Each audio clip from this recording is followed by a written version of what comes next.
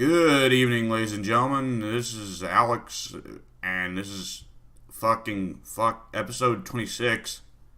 27. 27. Oh my god. Yeah, this is the second recording attempt we've made because the first recording attempt got kind of screwed over because Fanned. we left something running in the background. So, Pink ain't here because he's busy with some shit, and Addie's here though. Hello. Yeah, we got a lot of topics today, which unfortunately, a few of them actually pertain to Pink a little bit because they're about comics, so it'll be good to do that while he's away, I guess. And let's just go ahead and start off into it with the first news story we're bringing up. At least the first news story that's relevant to us. Killer 7 is being ported to Steam. Now, Yay. I think that's a Suda51 game, isn't it? yes, it is. I've always been interested in Suda51 stuff, but I'm not sure I've ever actually bought a game of his. I've played, what's it called? The free-to-play game that's on PS4, the freaking Don't Die or whatever. I have as well. It's not worth caring about, yeah. Yeah, It, that. And I also played a bit of Killer is Dead. I realized that, yeah, I've played a bit of Killer is Dead, only my PC can't actually run it, so it ran like at 5 frames a second, and I might be overestimating it. mm, yeah, I don't imagine that you could run any game that's in 3D on that PC of yours. I can run N64 games fine. Ooh, So, some 3D is allowed, just not much. I guess so. But yeah, Killer 7 is supposed to be one of Suda51's best, so it's one I've always been interested in. But to my understanding, it's only ever been on, GameCube? Was it on PS2? No idea. Want me to look it up? I'm looking it up right now. Alright. Yes, it was on PlayStation 2 and GameCube, and it previously had a Microsoft Windows version. So yeah, I probably could have played it on PS2 because I've got a PS2 still, but I've never seen it at any game store, any mom and pop store. I've certainly never seen it at online or anything, so I don't know. It definitely is supposed to be one of those rare, hard to get games nowadays. So it's good to hear about this. And yeah, I don't really know there's much that we can go over there other than I'm really excited to try it. I'm not sure it's even really relevant to Addie's interests over here. I mean, not really, just because even if I got interested in it, I wouldn't be able to play it, is the thing. But it could mean So, like, It could mean if it's successful, it could mean ports to the PS4 and Xbox One. I mean, if that becomes the case, then I might look into it as well, because I mean, I liked what it called, No More Heroes, and I kind of liked freaking the Don't Die or whatever game. Like, for being a free to play freaking cash grab, it was all right, I Uh, guess. it was still just a Dark Souls knockoff, but more Japan-ish, I guess. But yeah, Dark Souls is hilarious to me because it's a game from Japan, but it's the least Japanese game ever. Like, there's probably one instance of obnoxious fan service in that entire game. And it's the giant. I won't talk about it. But you might know what I'm talking about. I've But, not played Dark Souls, so alright. Yeah, I haven't either, but I knew about the moment. I won't talk about it because it's off topic. Anyways, yeah, Killer 7. I definitely want to. I definitely want to look into picking it up when it goes up on Steam. It'll probably be $20 at launch on Steam. That's usually what they start out at. Older games like that. I don't know how it'll work on Steam. I guess it'd probably work as an FPS, wouldn't it? Because the old one was a light gun game equivalent. I don't think it actually did the light guns though. It just. Oh, I don't know how that game played. Fuck. Well, you'll figure it out, probably. Probably. Yeah, whenever I pick it up, and I might record it when I pick it up. Who knows? Like you were recording everything else. I actually am going to record something tomorrow because I was going to record it yesterday, but we'll talk about that whenever I talk about what I've been doing this past week. Okay. Let's move on to a topic that the two of us can actually talk about. Cody is being added to Street Fighter V. Yay. I said that, but it's actually also again a me topic, isn't it? Yeah. Fuck. So yeah, Cody's being added to Street Fighter V. He looks good. He looks a little bit different. They've added a little bit more of his classic stuff from the original Final Fight. His grapples look like the actual old Final Fight grapples, which look weird. Where he does the kind of grabs onto them, knees them in the gut a couple times, and then hip tosses them, you know? Yeah. Right. And he gets some kind of like Tatsumaki equivalent where he just goes straight up in the air while doing a spin kick. So that's weird. I think he had that. No, I think I've seen him do it, or was it Guy?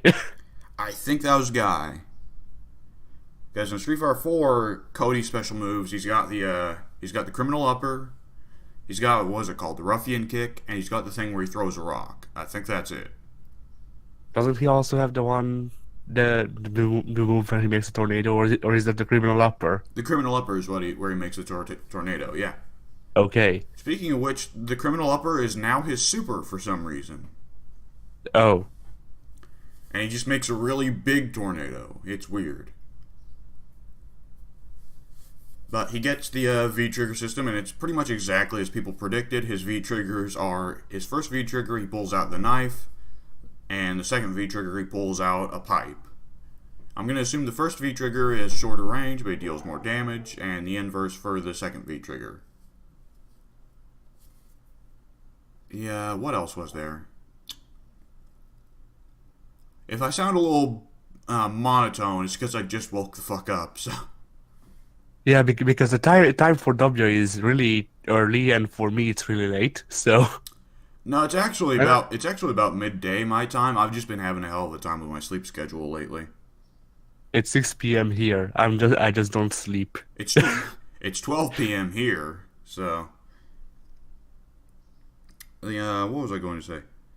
Yeah, I've never been a huge Cody player, but he still looks interesting, because I don't know, have you seen what Cody looks like in Street Fighter V yet? Nope. Okay, that's surprising. His design is entirely new. I'm going to find a picture of it, a good picture. And I'm really happy for several reasons. Firstly, because I just really like this design. It looks fucking sweet. Where is a good picture of it? A good picture of it. Not the same fucking 5 pictures over and over again. Give me a good picture of it. Fuck it, we'll go with this. It's fucking fan art, but whatever. It gets the message across better than any of the actual official images. So that's what Cody looks like now. I see. Yeah, that looks good. Yeah, he looks real good. And I'll probably let me just write this spot down in the recording because I wasn't thinking. So, yeah, it's really good, and he is now the mayor of, oh, the fucking dog's whining, that's wonderful. He is now the mayor of New Metro City, which... What happened to Hogarth? Oh, Did he die? I'd assume he would have retired, because Hagar was already getting pretty old by the time of the final fight. Hang on, I gotta mute my mic. You keep talking about Hagar or something. I thought you were going to say how old and I'm gonna mute my dog. I mean, might as well have, I guess. But yeah, let's do an art critique of this freaking costume, I guess. Or whatever. I don't know, I'm just trying to fill time. Yeah. Oh, that dog. So the blue shirt matches Cody's eye, I think. Oh, well, yeah, it does. I didn't think about that. But I mean, it's Japan. They're all white people are blonde and blue eyed over there because they're fucking creepy as hell. Because they still haven't gotten over that Nazi thing. Oh, the dog's still whining. That's wonderful. I don't think it's gonna shut up. It's not Just even. leave it. It'll stop sometime. It will. It will. It's not even my dog. It's Yeah. just a random ass dog that lives in your house. Yeah. Pretty much. He should be. But yeah, I'm excited for the possibility because the bigger thing here is that it just represents character development. And in a Japanese series, character development is so rare. You know? Because Japan wants to keep the same thing going for 50 years, making the same game over and over again, you know? Okay. Do you know I what I was going mean? to say something. Yes, I actually do because yeah. Because, Capcom seems to be turning towards character development a bit too much because they're making a series of a historical title where they take the historical characters and put them into high school, like modern high school. that is like the opposite of character development, Addy. Okay, firstly, tell me what you're talking about. You don't want me to because you probably already know the answer. Sengoku Basara isn't Capcom, is it? It is. It is? It is. Okay. So, but it's a Yeah. series that it sells in Japan. It knows not to sell in America. I mean, the sales in Japan part might be a bit of a thing as well because I don't think the last game did really good, which is why they might be going with a freaking cliche anime, Gengaku Genbasara. I've only Actually, seen the announcement, so I a, can't really speak on that either. a goofy gimmick like game like that is pretty much the opposite of character development because I guarantee. It's not even a game. It's not even a game. It's What? just a series. Okay, that. Well, then it's probably not going to have any effect on your games, Addy. It's probably just going to be a goofy little side thing they sell to try and make the franchise bigger.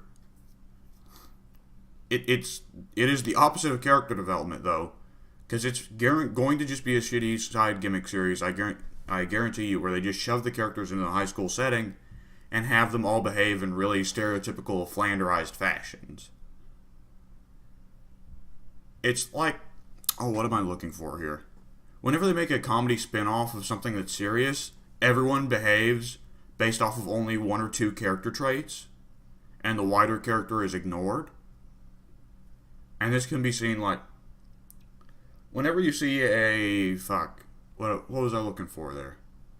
I was about to cite Blaze Blue, but you wouldn't know Blaze Blue because you don't play those games. Well, look, just trust me. It goes.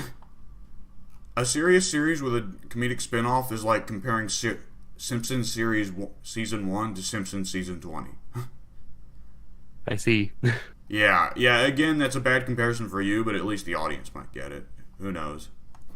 I watched a lot of Simpsons at one point, so Ah, I okay. kind of get it. Okay, Yeah, so you know how Ned Flanders went from being one of the most interesting characters in the series to one of the most annoying? yeah, How he went from being this bigger character, there was a lot about like how he was into his religion, but it felt like the religion was his way of controlling himself, and he was deeply a much angrier person, and the religion was the only thing holding him back. yeah. And that he was a really nice person, and nowadays his only character trait is religion. That he's a Christian asshole, and he's an asshole about every bit of Christianity. I haven't watched Simpsons in a couple of years, so I mean, last I remember was like season 16, 17, somewhere around there. Ooh, I don't know if the infamous Flanderization would have occurred by then. I'm not exactly an expert on the Flanderization chart. The last I'd heard was that Flanders got real bad after season 9 or 10, but everybody got real bad about around season 9 or 10. But yeah, so it's probably going to be like that. Street Fighter 5 is actually showing some character development for everyone but Ryu and Chun-Li, unsurprisingly.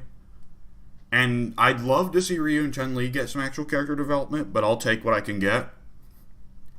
I'll still take Ken getting character development, Guile getting character development, Balrog getting character development.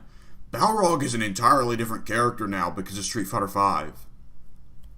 Because, like, Balrog is no longer just the mindless brute obsessed with money. Because now a big part of his character is that he's the surrogate father of Ed. So it's the first time we've ever seen Balrog portrayed as anything other than a mindless brute in the Street Fighter series. Which is weird, because Balrog's usually Capcom's designated racist character, you know? Yeah. I say that loving Balrog, like, Balrog's one of my Street Fighter mains, but, like, prior to Street Fighter V, Balrog was a shitty character. He was just a racial caricature. A pretty ugly racial caricature of black people as they're viewed in Japan. Which DJ, speaking of racial caricatures of black people from Japan, also has gotten it pretty hard in recent years. But I talk a lot already about how much I want DJ in Street Fighter V, so whatever. But for me, like, I love to see that Cody, first of all, isn't wearing the fucking handcuffs and prison jumpsuit anymore. That little fan art I put there, it still has Cody wearing the handcuff, but that actually isn't in the in-game model. No more handcuffs for Cody. Thank God, because it looked fucking stupid that he was just running around still in the prison jumpers and the handcuffs. I hated it. I mean, the lore explanation for that is that was his way of limiting his power. So does that mean that in Street Fighter V he'll just kill everybody? Yes. Okay. Yes. Lore-wise, that's what that means. Because I did a lot of research for like last week's or whenever was the time I had to edit the podcast myself. But yeah, I did a lot of research, and apparently, like, the only people who are holding back in Street Fighter are Oro, who's not using one of his hands, Akuma, who's using like one of those sacred rope binding things to make his power go down or something. A Fundoshi? And Code. Yes, a Fundoshi. And Cody, who uses the handcuffs to make his power go down. Alright. Now Akuma, though, he can make his power go down further by becoming Oni. Yeah. Yeah.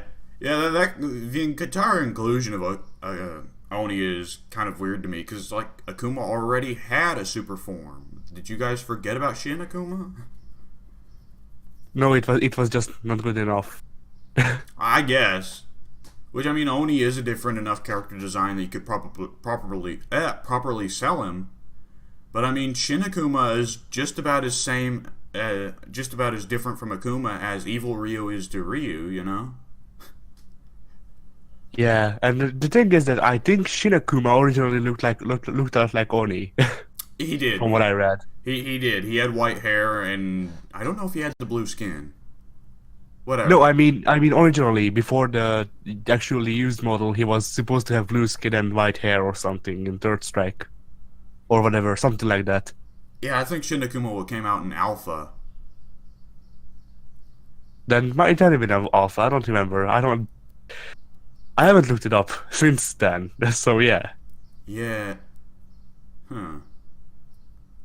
Third Strike. I think that I like. Third Strike is fucking weird because they added all the Shotos first and then added Chun-Li. Because the first game had Ryu and Ken, then they did Second Impact, which added Akuma, and then they did Third Strike that added Chun-Li. That's just really weird to me. Like, okay, you just hit copy and paste for a new character. Whoop-de-doo. Akuma just seems like a character you would have waited till Third Strike to introduce, anyways. Nah. What were you about to say? Yeah. Speaking of Street Fighter V and freaking character development, I liked how in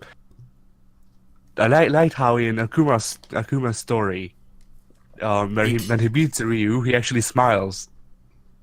Oh, that I thought you were about to say, I like how in Akuma's story he murders Gen. That was well, I guess. I mean, because Gen's super fucking dead now. Gen ain't gonna be in any more Street Fighters. I mean, at least they ended that storyline as well. Oh yeah, definitely.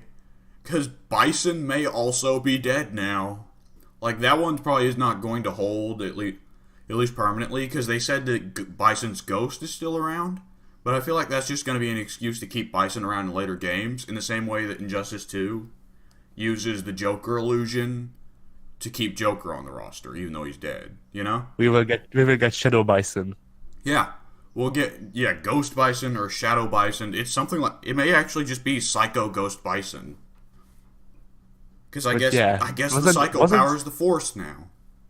Wasn't the freaking lore that once Bison dies, he like flies into Kami's body or something? He Or flies like into one of the another dolls? body. Yeah.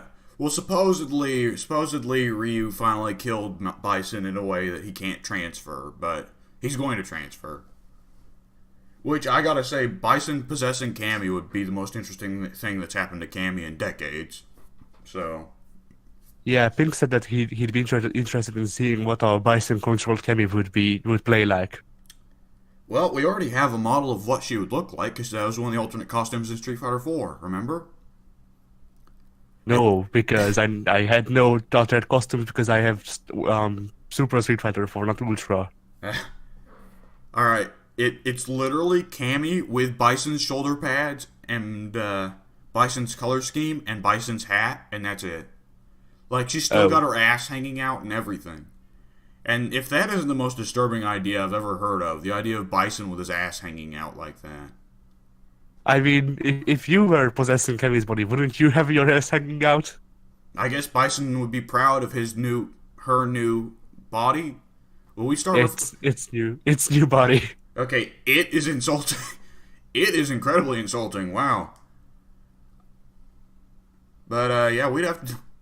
That would be the weirdest thing. We'd have to start calling Bison a she.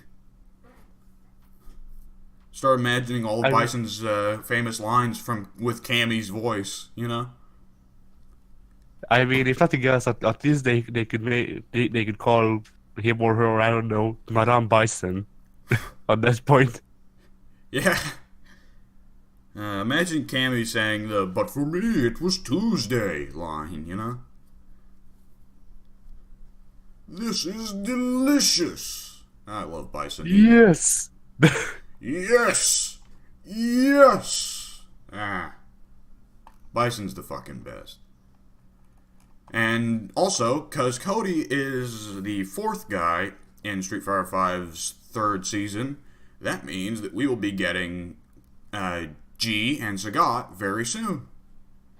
And I am still hyped as fuck for G, because I want him to be Q. Really badly. I want that Balrog with a command grab. Which Balrog actually already does have a command grab if you take his second V trigger, but whatever. Shut up. And Sagat will be cool, because Sagat also has a new design that looks pretty cool, but we haven't got to see very much of it. We've only seen it from... we only got to see it from the shoulders up, but you remember, Big Boss's design at the start of Phantom Pain? The outfit he's wearing in the desert, where he's got the cape around his shoulders. Yeah. Sagat's got that. I see. We can't really see him from the shoulders down, but he's got that over his shoulders, and it looks fucking awesome. I thought they gave him sweatpants as well. Gave him what pants? Sweatpants.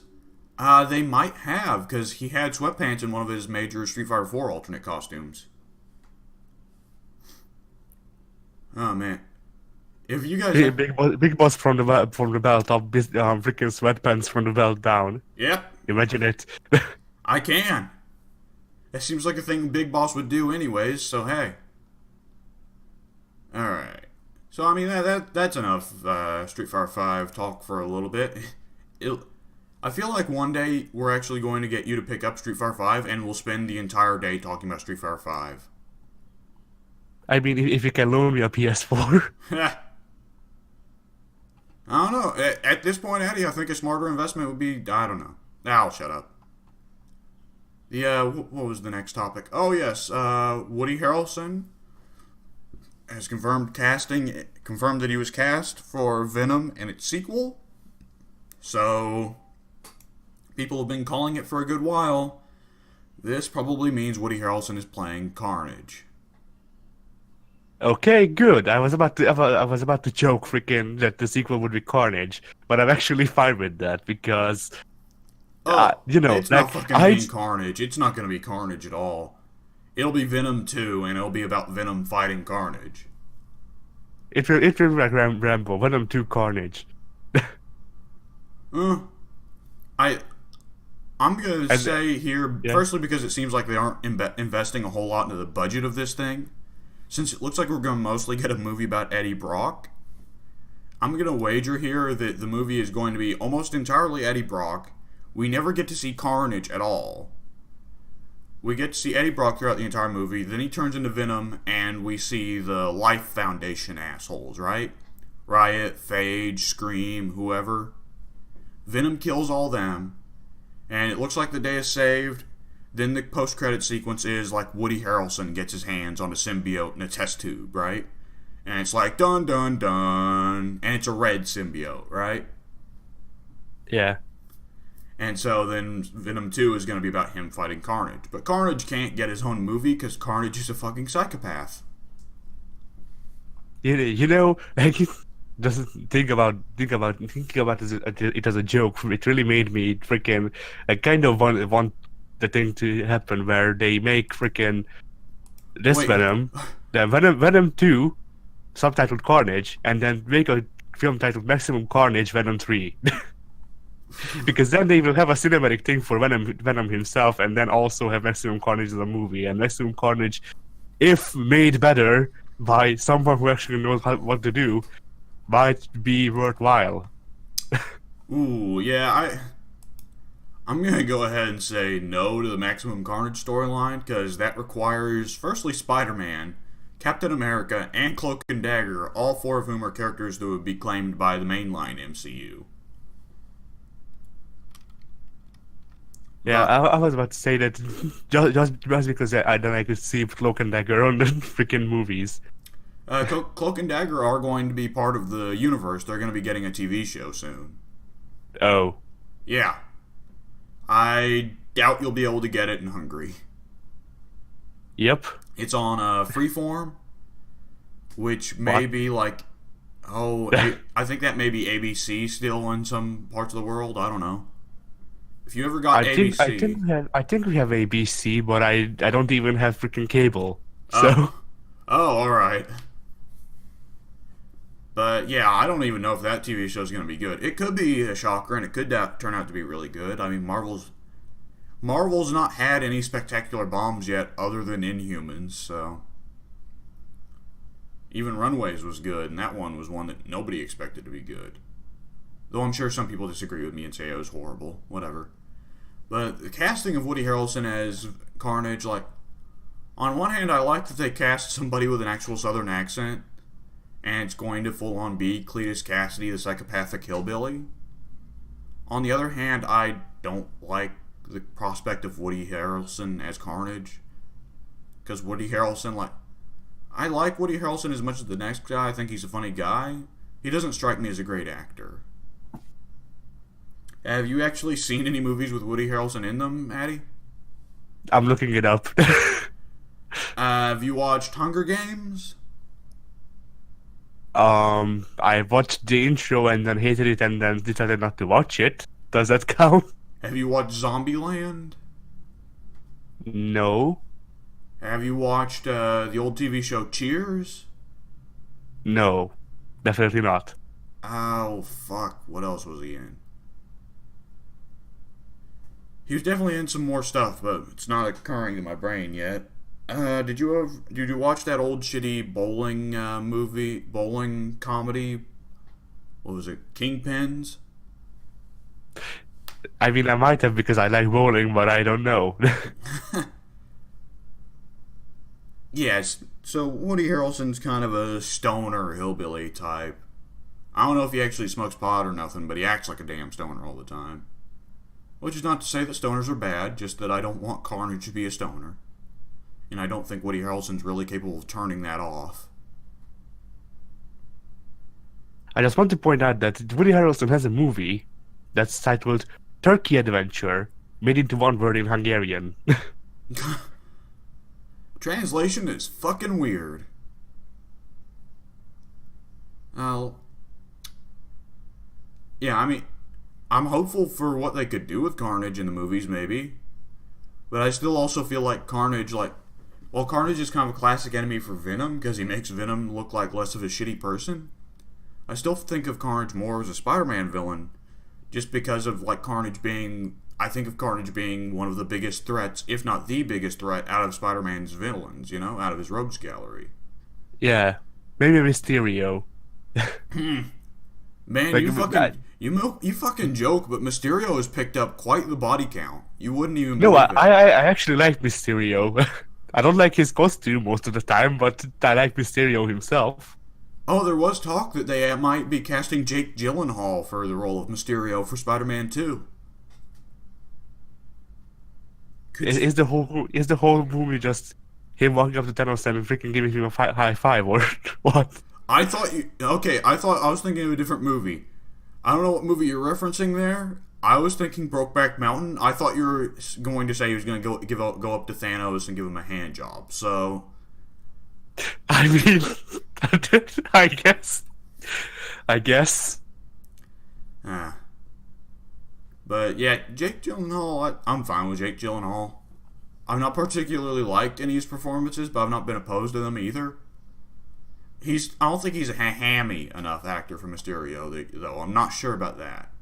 Because if I want someone cast as Mysterio, they need to be big and hammy and explosive personality and, high on themselves and everything. And Jake Gyllenhaal seems like a more kind of down-to-earth actor. You know? Yeah. Like, I'd have killed for... Could you imagine Christopher Walken as Mysterio? That'd have been great. That would have been fucking awesome. I'd do a Christopher Walken impression right now if I had a good one, but I don't. So And yeah, I'm gonna assume you didn't find any Woody Harrelson movies you knew. Nope. All right. Well, I mean, it's probably going to be turning out to be shit anyways, because Sony isn't investing the budget for them to have any CGI, really, and you need CGI to make Venom and Carnage work. So, it's probably going to turn out pretty shit. I mean, I want a good Venom in the movies, by all means. I want more Venom stuff. Because I like Venom. I like Venom well enough. I like Venom as a hero. I don't like when Venom's a big villain. I like Venom... Well, let me put it this way. I like Venom to be kind of a villain, kind of a hero. I like for Venom to be this guy who wants to help people and wants to be a big hero, but he also hates Spider-Man so much that he wants to kill him. So it's like, I agree. Can you ever really say that Venom's a hero? Because he's saving people, but at the same time, he's trying to kill Spider-Man, who is completely innocent. I mean, the symbiote holds a grudge on Spider-Man because he threw him off. Yes. And Eddie Brock holds a grudge against Spider-Man for various reasons, depending on the canon. I don't remember the comics version right, why he hates Peter. It might have been because he stole his job. I think it might be that, or because he got together with MJ first, or something like that. I remember something along those lines. It might have been that, yeah. I mainly remember the old cartoon Spectacular Spider-Man reason, where it was because Peter was being a shitty person because of the Venom suit. So it wound up actually being circular reasoning, because it's like, I will use the black suit to kill you, Spider-Man, because you were being a jackass because of the black suit. Wait, what?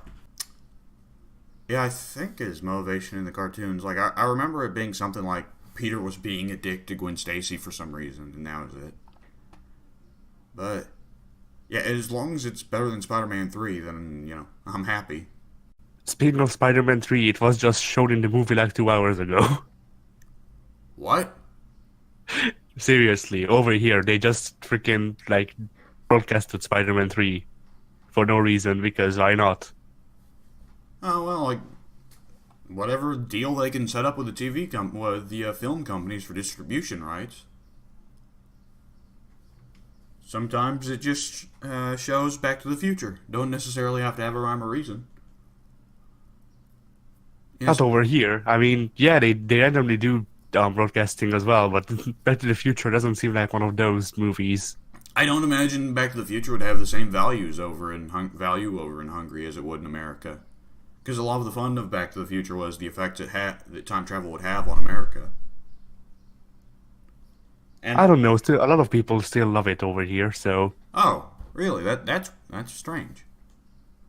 yeah, I think I saw the first movie, like like 30 minutes of the first movie or something like that.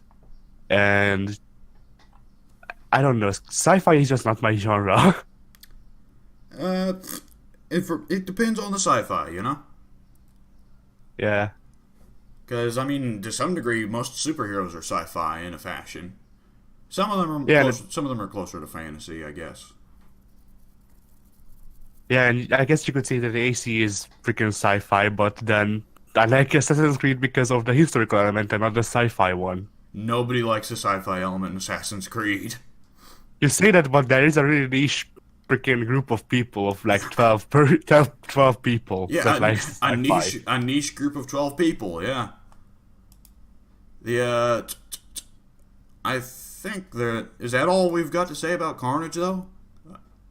Um, if they freaking uh, this is going to be a joke as well, because yeah, but I if the Disney things go well and all that, and somehow both the rights to Carnage and Deadpool go to Disney, then I wouldn't mind seeing what the Deadpool versus Carnage comics being adapted would look like. Ha. Yeah, I wouldn't mind that either. But I think of all the Deadpool connections they could build in the MCU, I think that's one of the least ones. I think they'd be more likely to go for Deadpool and Cap or Deadpool and Spider-Man. Deadpool versus Thanos would be a weird storyline to bring over from the comics. I tell you what. Just do freaking Deadpool kills everyone. Oh fuck no. That sucked so hard. The worst Bloody hell. Deadpool comic of all, and that's a high fucking margin. Like wasn't one of the issues, like half of one of the issues, just like Deadpool in some like Shakespearean um play or something. Yeah, because once Deadpool killed the entire Marvel universe, he had to move on to killing the entire fictional universes. Remember? Oh right. He had to go to Moby Dick and kill Moby Dick. I definitely remember he killed Tom Sawyer too. I remember seeing that comic panel where Tom Sawyer asks him to paint the fence, and then Deadpool paints the fence with his blood. And Tom Sawyer is like 12, so Deadpool is like a monster. And people love him for it. I hate people. Oh, the one scene or the one freaking like thing that I remember from the Deadpool kills everyone comics is that they had like a whole thing where Deadpool went off to the writers, I and I seem to remember him saying that the comic sucked or something like that, because that would be a thing that he'd probably say, especially on that comic. Yes, he did kill the writers. I remember that being a thing. I also remember that in the recent comics, just recently, the post Hydra Deadpool arc, they also brought in the comics. I mean, the comics writers, didn't they? No idea. I'll need to look into it. I haven't read Deadpool since the Secret Wars. Yeah, I don't blame you. Because post Secret Empire, I think they actually did where his getaway driver was the fucking writer of the comic, literally. Oh. Yeah, it was the dumbest thing I've ever heard. What were we talking about? Yeah, let's go ahead and move on to the next topic. This one, do you particularly care for Spawn? Because I like his design. yeah, I have like no knowledge of Spawn. I read like the first 15 issues of Spawn way back in the day, just because I didn't know anything about Spawn, and I feel like I still don't know anything about Spawn. I read the Batman vs. Spawn comic. Does that count? That very well might. Spawn's one of those characters where it's like I still don't know what his powers do. I think he's just like a freaking immortal demon or something. I think he may be a god. I think he may have the Infinity Gauntlet. Well, I think it actually is something where like he has like 99 years or something of life as this demon god thing, and every time he uses the powers, the timer goes down a little bit. But the powers can be used for anything. And at first he just uses them to make guns, but he later figures out he can literally do anything with them. So then he goes and increases his time. You know, that is a good point. That is a good point that the devil would probably kick his ass for. Because it was part of some deal with the devil that he did that. Because the devil wanted him because he was some, like, great skilled killer when he was alive.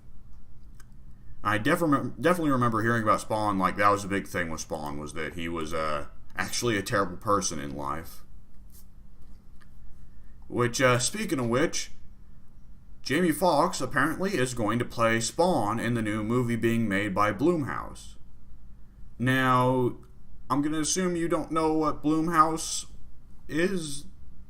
No? They are the movie company behind the vast tide of awful horror movies that have been coming out in the last 10 years. Conjuring was them. I think Paranormal Activity is them, but it might not be. All these horror movies that are just, oh, look at that, the person's floating on their bed. Ooh, spooky. Oh, look at that, there's a doll standing in the room. It might be possessed, it might not. Oh. Nobody actually dies or anything. Wasn't there like horror movie made from a creepypasta? I don't mean Slender. I mean aside from that. I'm sure there was, yeah. I've never heard of one, but I'm sure there was. I'm sure I believe you. I seem to remember like there's this creepypasta where like the freaking like clown doll is the murderer that's possessed by something or other, and the babysitter gets killed by it because she keeps telling the owners of the house that the doll is following her around, and they don't believe her because they don't have a doll or something. And I seem to remember there being like a horror movie of that. Oh, you might be talking about the stupid doll from Conjuring, which is actually supposed to be based off of a real life supposed case of the supernatural, just like everything else in Conjuring is. Because Conjuring is actually based around a real life duo of like supposed ghost hunters, which of course, by the fact that it's supposed to be real life, the movie is already ruined because ghosts don't exist in real life. And so you know that the ghost hunters are massive frauds. And no one could have actually died because ghosts aren't fucking real. Like, if you're gonna make a horror movie, don't try and pretend that it's real. Don't try and like, I mean, obviously have it should be real as hell in the movie. I'm not saying break the fourth wall. But I'm saying, like, don't try and act like this is a true story. I mean, you can try to act like it's a true story if it's nothing to do with the supernatural. Like if it's only like something like the Texas Chainsaw Massacre, where it's just a psycho. Well, I mean, I suppose That could actually happen. I suppose you could make a horror movie like that, but I mean, then it's still not scary because you know it's just a regular dude. Yeah. And then it becomes like less, I'm scared of this guy, and more like, how are these victims stupid enough to not carry a gun or something like that, you know? Like, just shoot him. It's like, I always question why Michael Myers was supposed to be scary in Halloween. Because he's got no superpowers like the other horror movie villains. It's just a regular dude. Just fucking shoot him. Doesn't he get shot like 5 times? Oh yeah, he still stand up. He still does the Jason Voorhees things of like shrugging off shit like that and coming back from the dead. But it's not, in his case, where Jason Voorhees is literally supposed to be supernatural. In Michael Myers' case, I think it's just bad writing. I see. God likes Michael Myers, I guess. And God is the writer, so hey. Or the writer is God, rather. I don't think God wrote the Halloween movies. I don't know. He'd probably write better movies, to be honest. Yeah, I don't think he did. Omnipotence! I will use this to create shitty Halloween slasher films. The first one was supposed to be good, though. I don't know. Maybe he only wrote that one and he left the franchise after that, and they had to kind of pick up the pieces. I've only seen the remake. Oh boy, the Rob Zombie remake. Yup. Oh boy. Oh Jesus, Discord's freaking out on me. Okay, there we go. Fixed it. So yeah, I don't think there's much we can say about Spawn because neither of us are big Spawn fans. Spawn will Yeah, be. as I've said. Yeah, go ahead. I do want to say though, Spawn is a even more CGI heavy character than Venom, because not only does he have the suit going on, but all of Spawn's powers would require CGI and shit. Like Yeah. Spawn doesn't settle for punching people. Spawn will turn his cape into an axe. Spawn will pull a machine gun out of his ass. Spawn will turn you into a horrible, horrible monster or something yourself. And Blumhouse, based off their history of no budget horror films, this one's going to have no budget, and we will never see Spawn himself. We might see like his eyes in the shadows or something. I was going to say, like, his eye will light up and then people will just explode. Yeah, that's exactly what will happen. Because one of the very first Spawn comics revolved around a morbidly obese pedophile who kept getting away with the cases where he's molesting children because he was rich. And we barely see Spawn throughout the whole issue. Like, we see him, like, on the top, sitting on top of a church, and we see, like, his eyes in the shadows a couple times.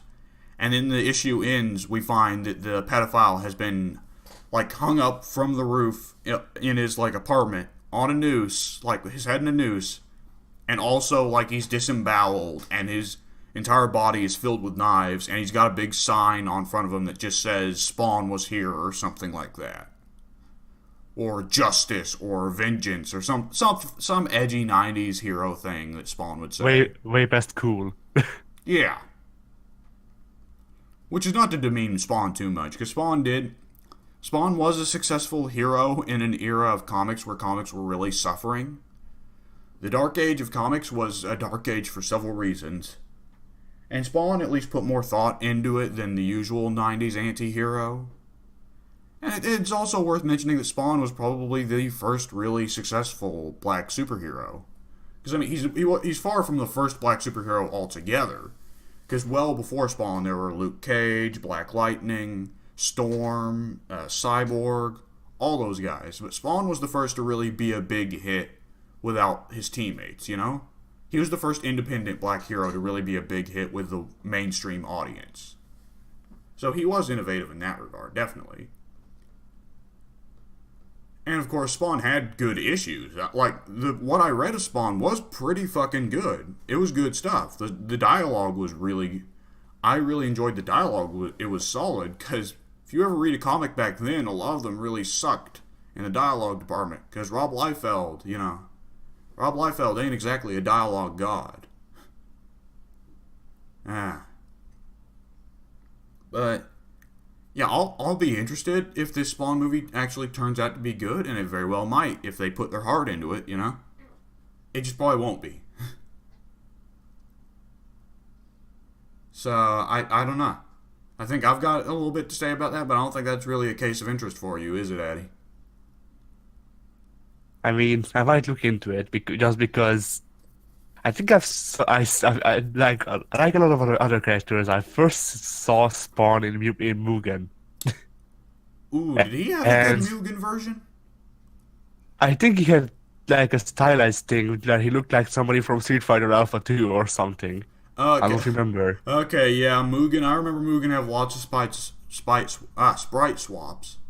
I remember Cyclops being a big one. If you wanted a muscular, tall guy, you'd just reskin Cyclops and give him some new moves, and you'd be done.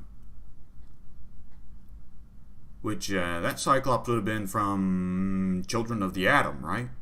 The very first Marvel vs. Capcom game? Yeah, I think so. Yeah, I figured. I miss Marvel vs. Capcom already. It's already dead. In a shallow grave. But yeah, so I saw him there first, and I was like, this guy looks cool because I was always edgy.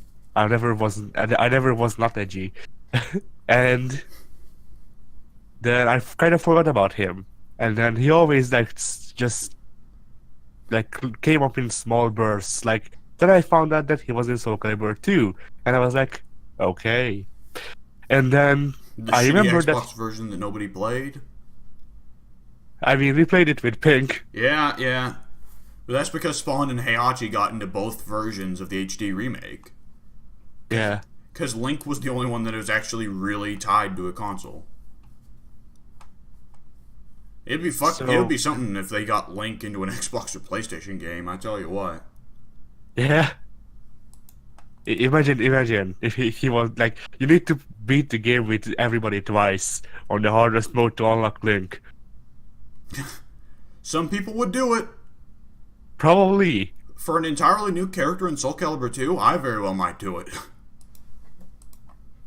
I mean, Soul Calibur is not an easy game, but I'd love to have another character in it. Yeah.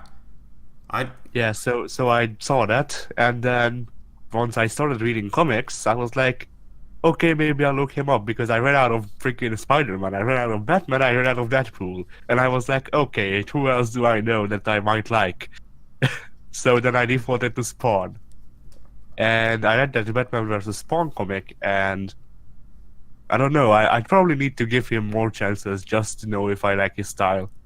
Because what I seem to remember is that he was really edgy, like way too edgy for me. Yeah, Spawn was definitely one of the epitomes of 90s edge. I definitely remember that. Lots of standing on the church cross, being all grim and gritty and like, oh, I don't remember my past. Oh. Like, okay, Kratos, shut the fuck up. So, I feel like we should go ahead and move on past that topic to the one that I think both of us are going to have opinions on, strong opinions on. Fallout 76. We don't officially know anything about it, but it was just revealed with a little teaser trailer showing off a vault that is recently celebrated being opened, apparently. And we see a protagonist who looks like a typical white male, which means he's probably the default again. Just throwing on a vault suit and looking like he's about to leave. And just off the teaser, there really isn't much to go on, you know? It looks like Fallout 4 again. Which, you know, whoop-de-doo, Fallout 4 again, yay! Yuck. The rumors, though, that are circling about it, though, paint it as a survival game in the vein of Ark, DayZ, and Rust, which I think that's the part that you and I are both going to have strong opinions on. Yeah. Okay, so let's let you go first, because I feel like we should get the anger out first. Right, so I hate this, obviously. Yep. I don't like MMORPGs, even though I played WoW for 2 years. I think that might be the reason why I don't. Yeah. There is nothing that says MMORPG. I don't know where you didn't. Where'd you pull that out from? Aren't Ark, Rust, and stuff MMOs? No. They run on They run on private servers. Now, DayZ, I know you can get up to like 100 people on a server, so you'll get tons of people running over the game world. But Rust and Ark both definitely operate on private servers. So, okay, I thought all of them was like DayZ, where you can have massive amounts of people, which is why I call it an MMO. No, I don't believe so. Well then, yeah. Still, online multiplayer survival games. Let's look over the list. I hate multiplayer, just on the basis of multiplayer. If it's anything freaking more than, like, I don't know, like a 5 or more man squad co-op, I'd probably dislike it, with exceptions. Survival, I've never liked survival games. Never in my life. I like components of survival games when they're put in check. But, like, stamina bars, I hate. Micromanagement, I hate. Freaking crafting can be fun, if done right. Fallout always has a stamina bar. It has the it has the action points. Well, yeah, but that's different. It, it because it's the like same. It controls your sprinting and your ability to use VATS. I don't imagine it'll change because it'll probably it still be doesn't running on the Fallout 4 engine. it doesn't control your swinging abilities, does it? Like Uh, your melee. your heavy swings, yes, but I don't think that I don't think they'll make it affect the light swings. I don't think Okay, the that's what makes a difference to me. If there's a form of melee attacking that doesn't require stamina, then I guess it's all right. I don't But like I, over realistic stamina bars is my main problem concerning stamina bars. the only game I've ever seen that causes light hits to spend stamina is Dark Souls. I don't know what you're talking about there. I'm just expecting things because Dark Souls is big. Yeah, that's a silly expectation though. Like that's one of the things about Dark Souls that is there to make it hard. I don't think a lot of them are trying to replicate it, even if they're trying to replicate other things about Dark Souls. But yeah, so that crafting, as I've said, can be fun sometimes, but the thing is that crafting is a niche, in my opinion. Like crafting is a thing that can be done right, only it's been done so much that even what's right is just a freaking nuisance. I still have fun with crafting. I don't know. I don't. It Like it I depends on yeah. how well the UI is built. Cause Skyrim crafting, fuck no, fuck Skyrim crafting. Make it like Terraria and just give a big fucking block of craftable items. Yeah, just give a list and then have you choose. That's Well, that's actually not that bad. well, If you don't need freaking like another thing with crafting systems that I don't like is for example in Assassin's Creed Origins, once you get to the like end level upgrades to the weapons and stuff that you have. Because for example, the hidden blade you need to upgrade with crafting components. And say I want to have a level 7 or I don't know what the maximum level is now, whatever. A level 7 hidden blade and I have a level 6 one. Well, I will need 200 wood, 500 stones, and freaking 300 skins. That's actually a lie because I'm over exaggerating, but I was it's about to still say like 200 wood. Are you going to have to chop down like 50 fucking trees? actually you steal that, but you actually do like the wood is what I might actually be right in because like the wooden skins you need a lot of that I remember. That is bullshit when they do that when it's unrealistic numbers. But a survival game generally would try to be more realistic about it. Usually, I place that there usually. And like But yeah, Terraria that we're playing through right now, Terraria is a little bit bizarrely unrealistic about it. Because Terraria, for some reason, it's like, okay, I was wrong. I was thinking of things in the reverse. I thought you needed less iron to make weapons and more iron. I mean, less iron to make armors and more iron to make weapons, but I actually got it mixed up. Sorry. Moving on, what were you about to say? so yeah, my with survival games my main thing is that nobody seems to find a balance that makes it fun. Like sometimes the crafting is fun, but then say you need to check your vitals every 5 seconds, which makes it a nuisance because yeah, then um you might not get enough resources to do anything for the next freaking 3 hours because resource spawns are so low or whatever. Things like that. Like there's a really fine craft to crafting, good crafting mechanics. I'm just doing it so I can say crafting more. But yeah, there's there's a really fine line between getting or not a fine line. What's the word I'm looking for? You get like it's really hard, is what I'm trying to say, to make a good survival game because there's just no way to make it so it's realistic and also fun. Which is a big thing with me and gaming is that I want to play fun games, not realistic ones per se. I think the issue here will be with the stats, the hunger and thirst and all that. Will it be on screen at all times, or will you have to go into the Pip Boy to check? That's Oh gonna man, be if it's going to be like in hardcore mode, that's gonna be a freaking 3.5. Bloody hell. because those stats should be on screen at all fucking times. But Yeah, yeah, otherwise, multiplayer Fallout I actually kind of welcome just because a thing that I think all of us would have enjoyed is playing Fallout New Vegas together. But I don't think New Vegas we would have enjoyed in co-op because New Vegas is more of a story-based experience, but it would have made Fallout 4 more fun.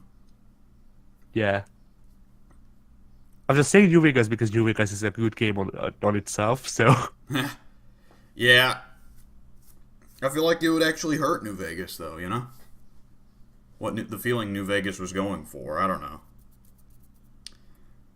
but I mean, on my end, I actually like. I'm really happy about this in an odd way, in that I knew that I wasn't. After Fallout 4, I realized like Bethesda is not going to take Fallout in a good direction.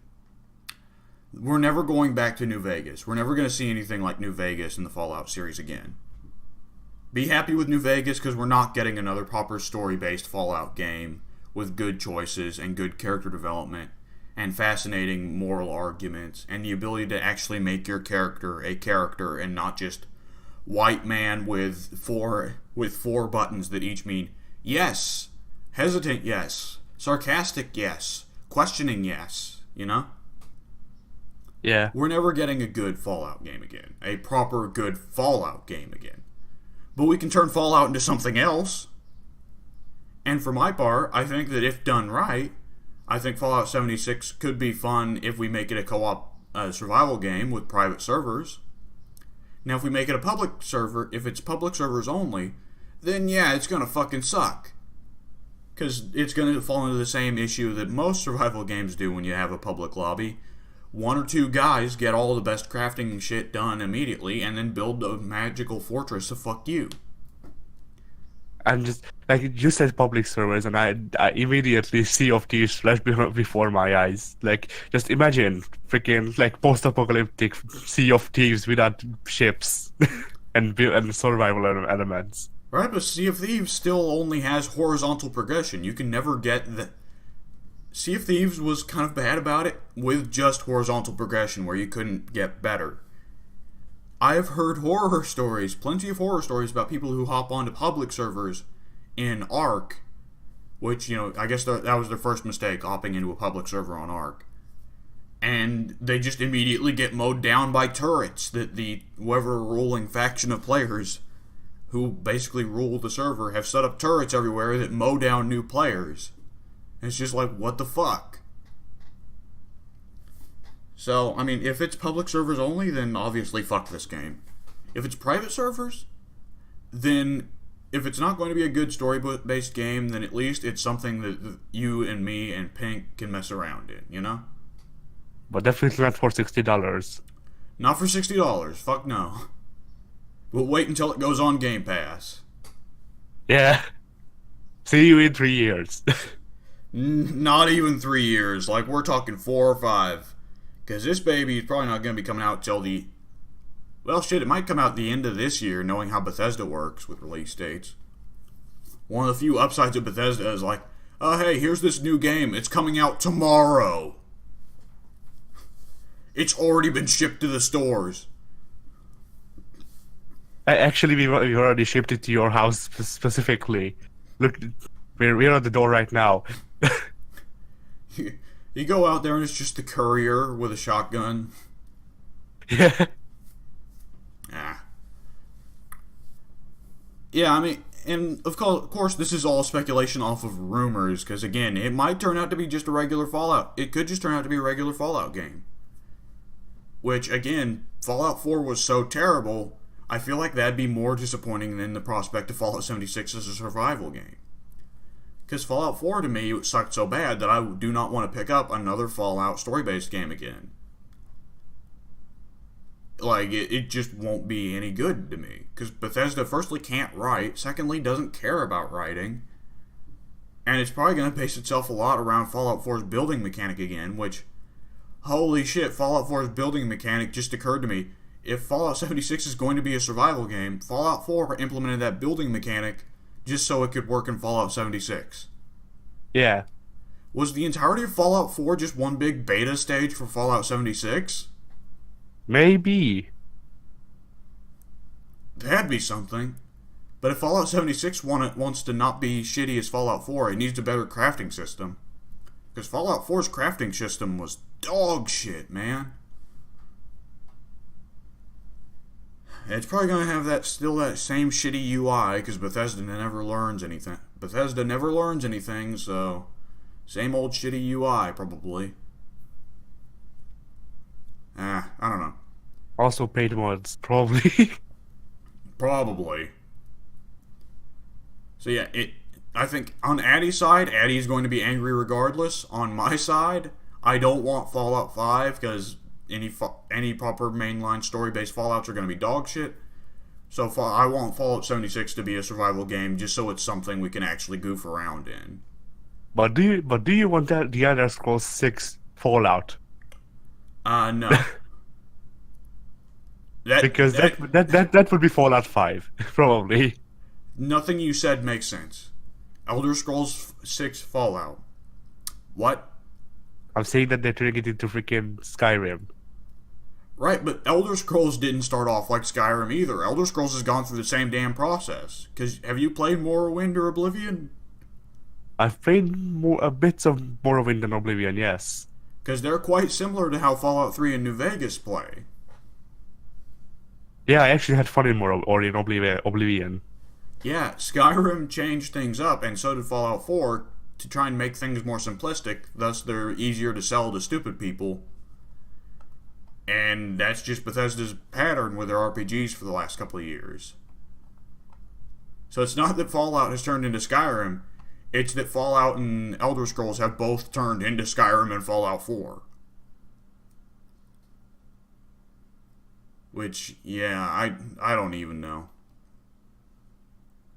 So, yeah. That's enough of that topic. Let's see. Yeah. You said Assassin's Creed Odyssey is confirmed to be a thing that exists, which that Yes. was a rumor that was shooting. I remember, even I don't care for Assassin's Creed news, and even I heard about that rumor shooting around for a while, so Ubisoft's getting real bad about them leaks, huh? Yeah.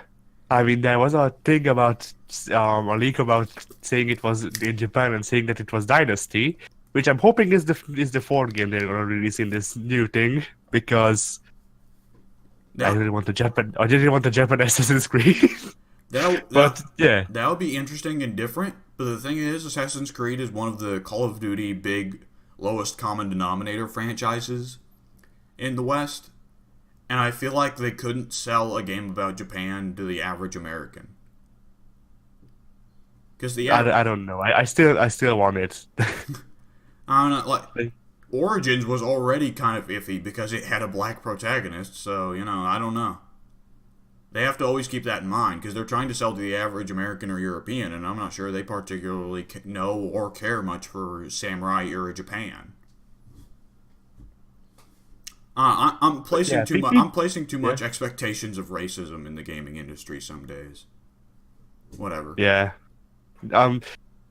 Yeah, the thing about Japan Assassin's Creed is that most of the fans wants ninjas, when assassins are already ninjas. So samurai would make more sense because also ninjas, to my understanding, are not real. So I mean, I think I do believe that poor people existed in Japan, and that's where the ninjas came from or something. I mean, not assassins didn't. The assassins didn't exist either, of course. They kind of did. The Hashashin. Well, yeah, they kind of did it during the Crusades era that the original Assassin's Creed was set in. Yeah, but otherwise not really. Yeah. So but, I mean, yeah, if the Apple of Eden and everything exists, so I guess they could bring out ninjas, but it'd still feel really stupid. And it's something that I know we'd hear about Ted bitching about it for months on end if that happened. So honestly, I would be with freaking Ted if that would happen because I'm also more interested in freaking a samurai protagonist just because that ninjas are fucking lame. Ninjas are lame. Yeah. I don't get the appeal of ninjas. It doesn't make sense to me. That's for one, and for the other, like if I read my things correctly, which I probably didn't, but like freaking samurai were kind of like a one-man army, and by that I mean their weaponry. They had a lot of weaponry. So having a weapon wheel and shit would actually make sense for once. There are a lot of interesting weapon. There's a lot of interesting weapons from out there. I'd be really interested to see what Assassin's Creed could do with a comma. Yeah, that would be. I mean, it would probably be the same as in For Honor, where Uh, it's a short range weapon. Probably, but I could still see them doing like some cool stealth assassinations with the chain, like choking people Oh with the right, chain. yeah. That would be interesting. They could also probably implement a thing like in Syndicate, where instead of a zip line, you throw the come out a tree and then swing from it. Ooh, that could be interesting. Yeah, huh? Yeah, And there's a lot of things that they could do in Japan. yeah, and of course, also they'd have to change a lot of their fighting stance because generally well, the Assassin's Creed series have been set in the West, so they use Western blades. So they use like either rapiers or like midi or like what's the one I'm looking for? Bastard swords, that kind of thing. And katanas, you have to use an entirely different fighting style for than Western blades. So they'd have to change the way the characters fight at least a little bit.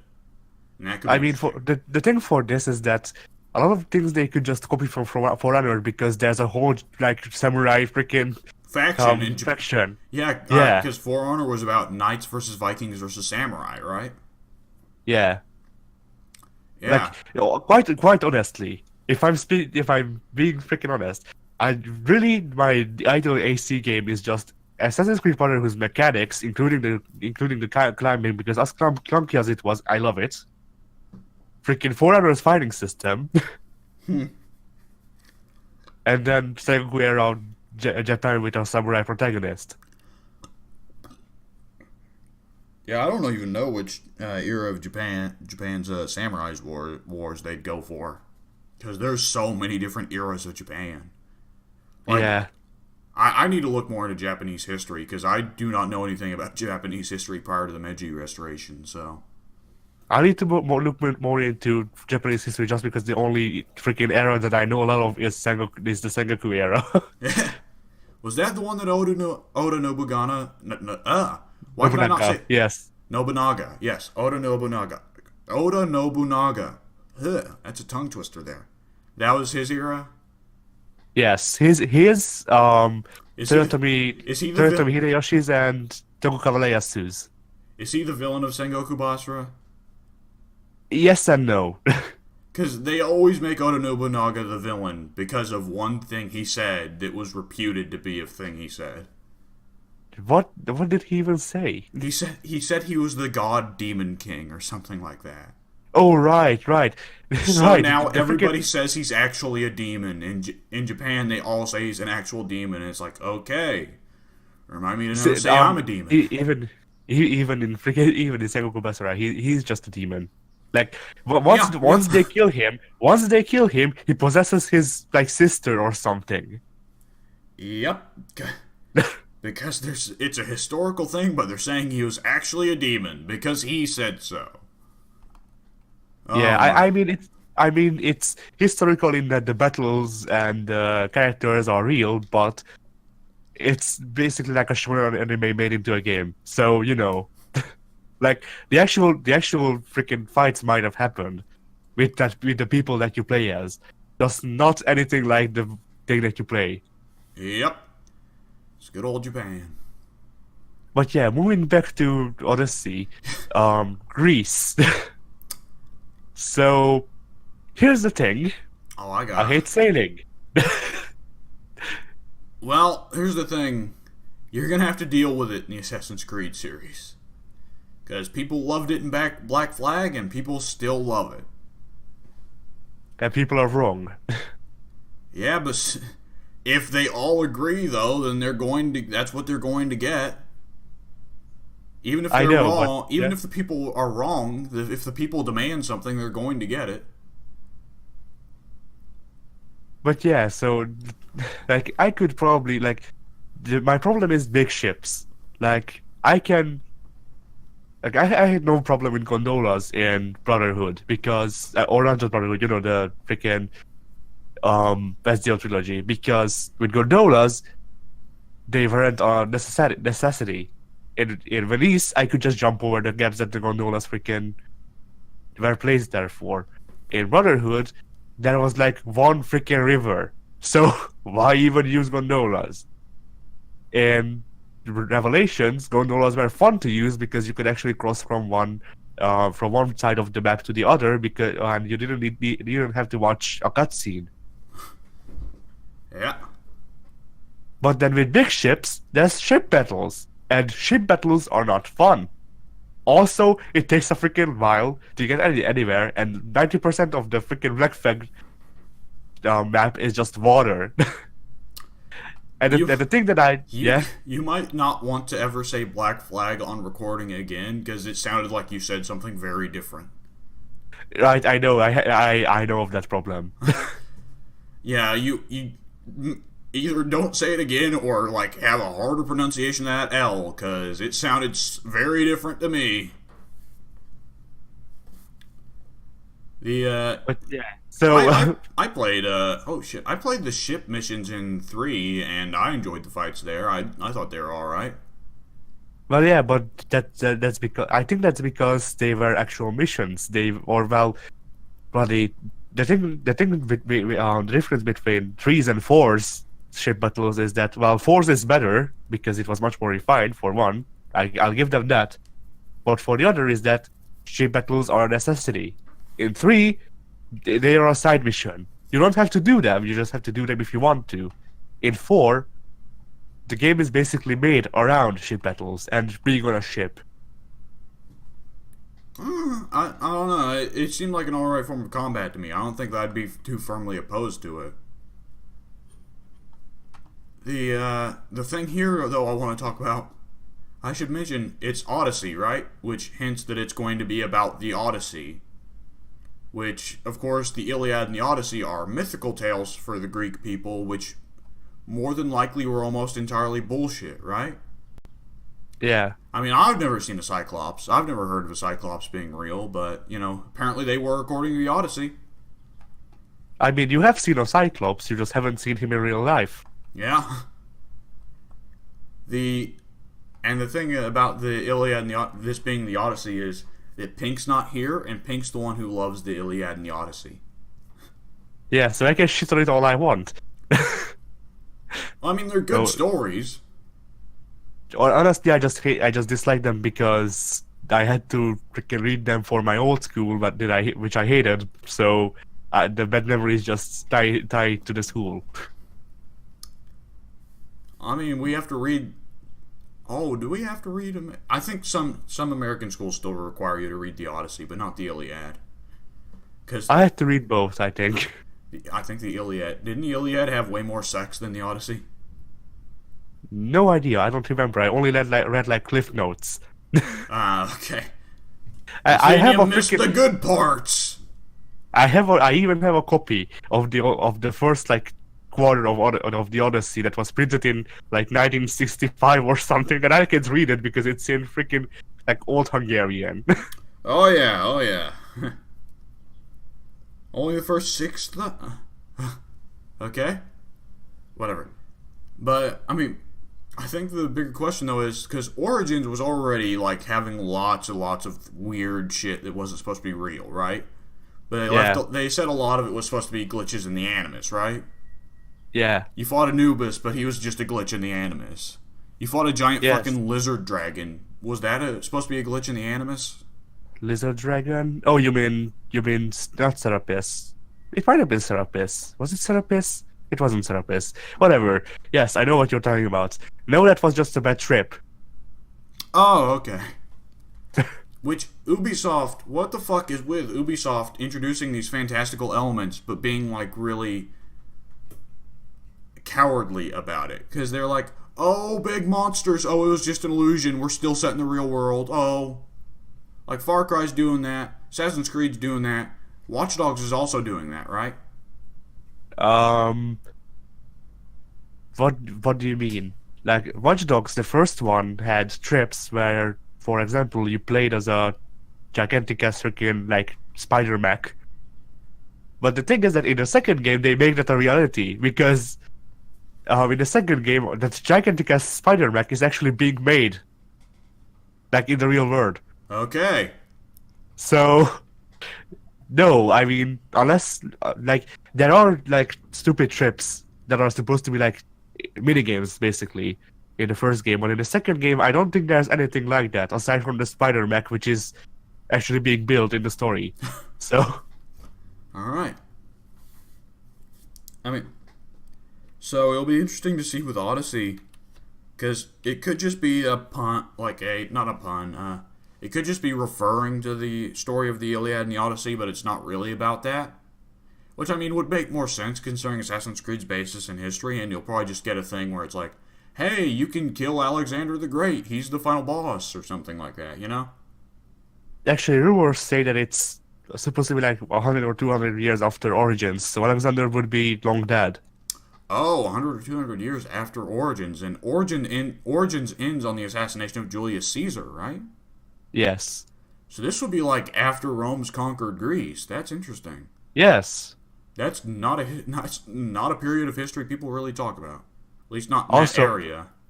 also a problem with like I'm not sure if that would be a problem or not, but the thing with Alexander the Great is that we actually have lore behind how he died, and I think we even have the name of the assassin who was a woman that murdered him. And so either they would do something like with Bayek where they do a couple again where you mostly play as the male, but then it turns out that the female was actually the famous one that got a freaking statue in Assassin's Creed 2. Right. Didn't Syndicate also have a male playable character and a female playable character? Yes. Right. I wouldn't be surprised. I'd expect, just because they're going to Greece, I'd expect at least like flashback missions to the assassination of Alexander the Great, because it's a big part of the appeal of the Assassin's Creed series, killing famous historical figures. And I'm not sure if there's a major historical figure that would have been operating in Roman occupied Greece circa 200 years after Julius Caesar's death.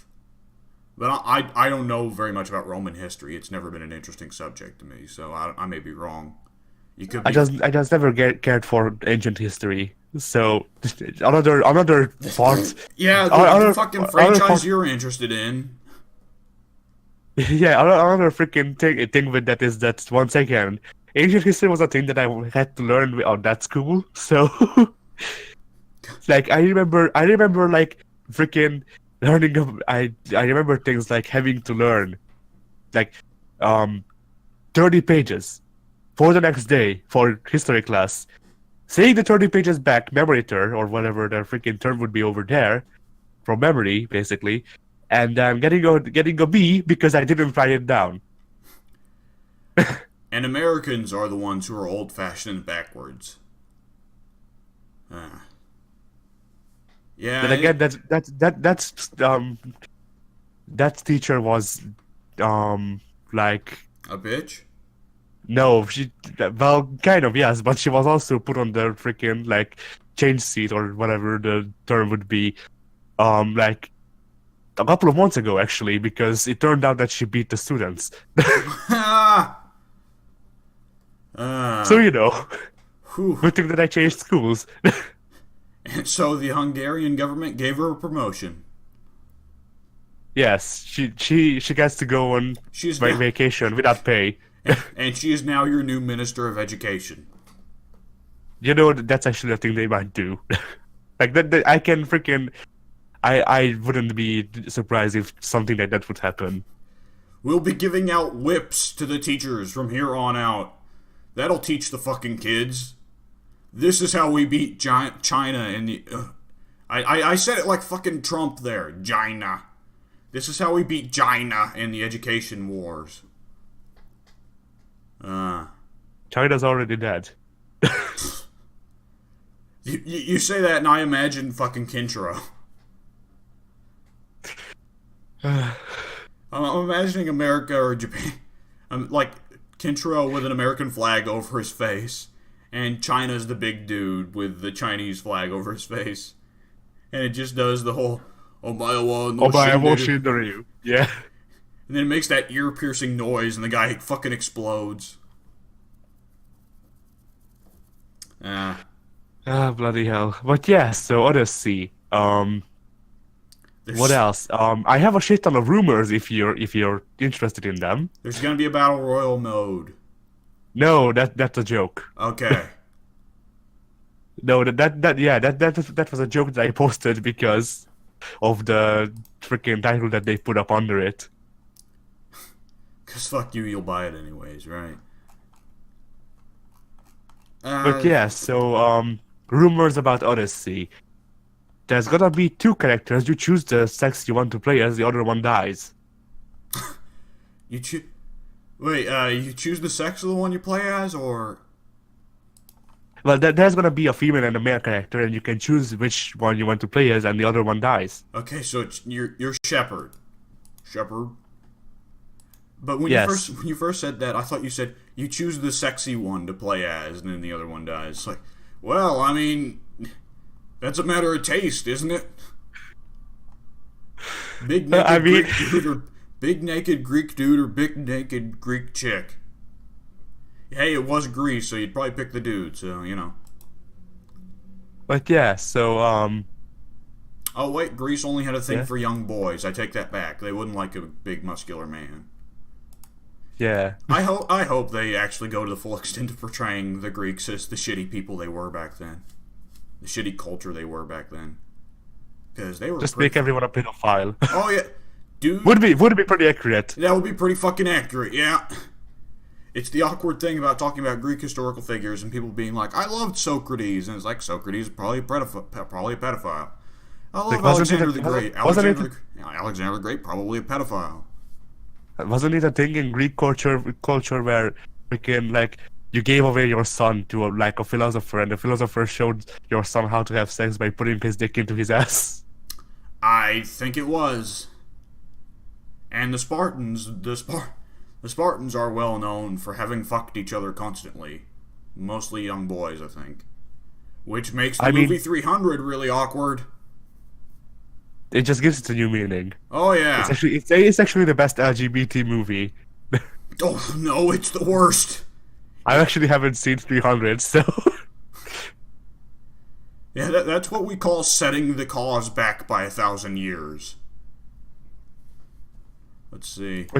but yeah, what was I going to say? Right, I think that I remember about the freaking Spartans that they had barracks where the boys slept together. Well, probably in both meanings of that word. Yeah. Well, the thing is, their training was they'd get naked and wrestle each other in both meanings, so. I remember having to read about that in my history books, and there was an illustration and everything. A Oh, bunch of Spartan dudes with beards and their dicks hanging out, and they're like doing German suplexes to each other. And then they fuck. you didn't want to freaking wait for a schoolboy Oh, yeah. to come into play. Oh, man. Oh, that's the worst. That's the worst, Taddy. Oh, Jesus. There's another one that I'm forgetting. No, that I'm forgetting.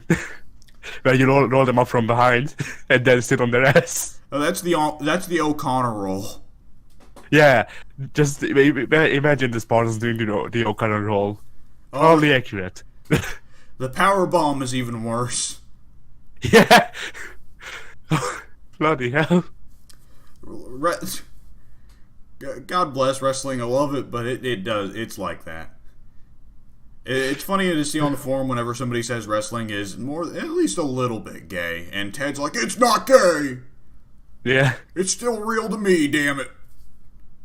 Let's just say that probably the Spartans' favorite move was the military press. Oh yeah. Oh yeah. Oh Jesus. But yeah, anyway, more or the rumors that I've heard are things like this: there being two characters. You like the character being the son of, like Darius or something. One of the son, like the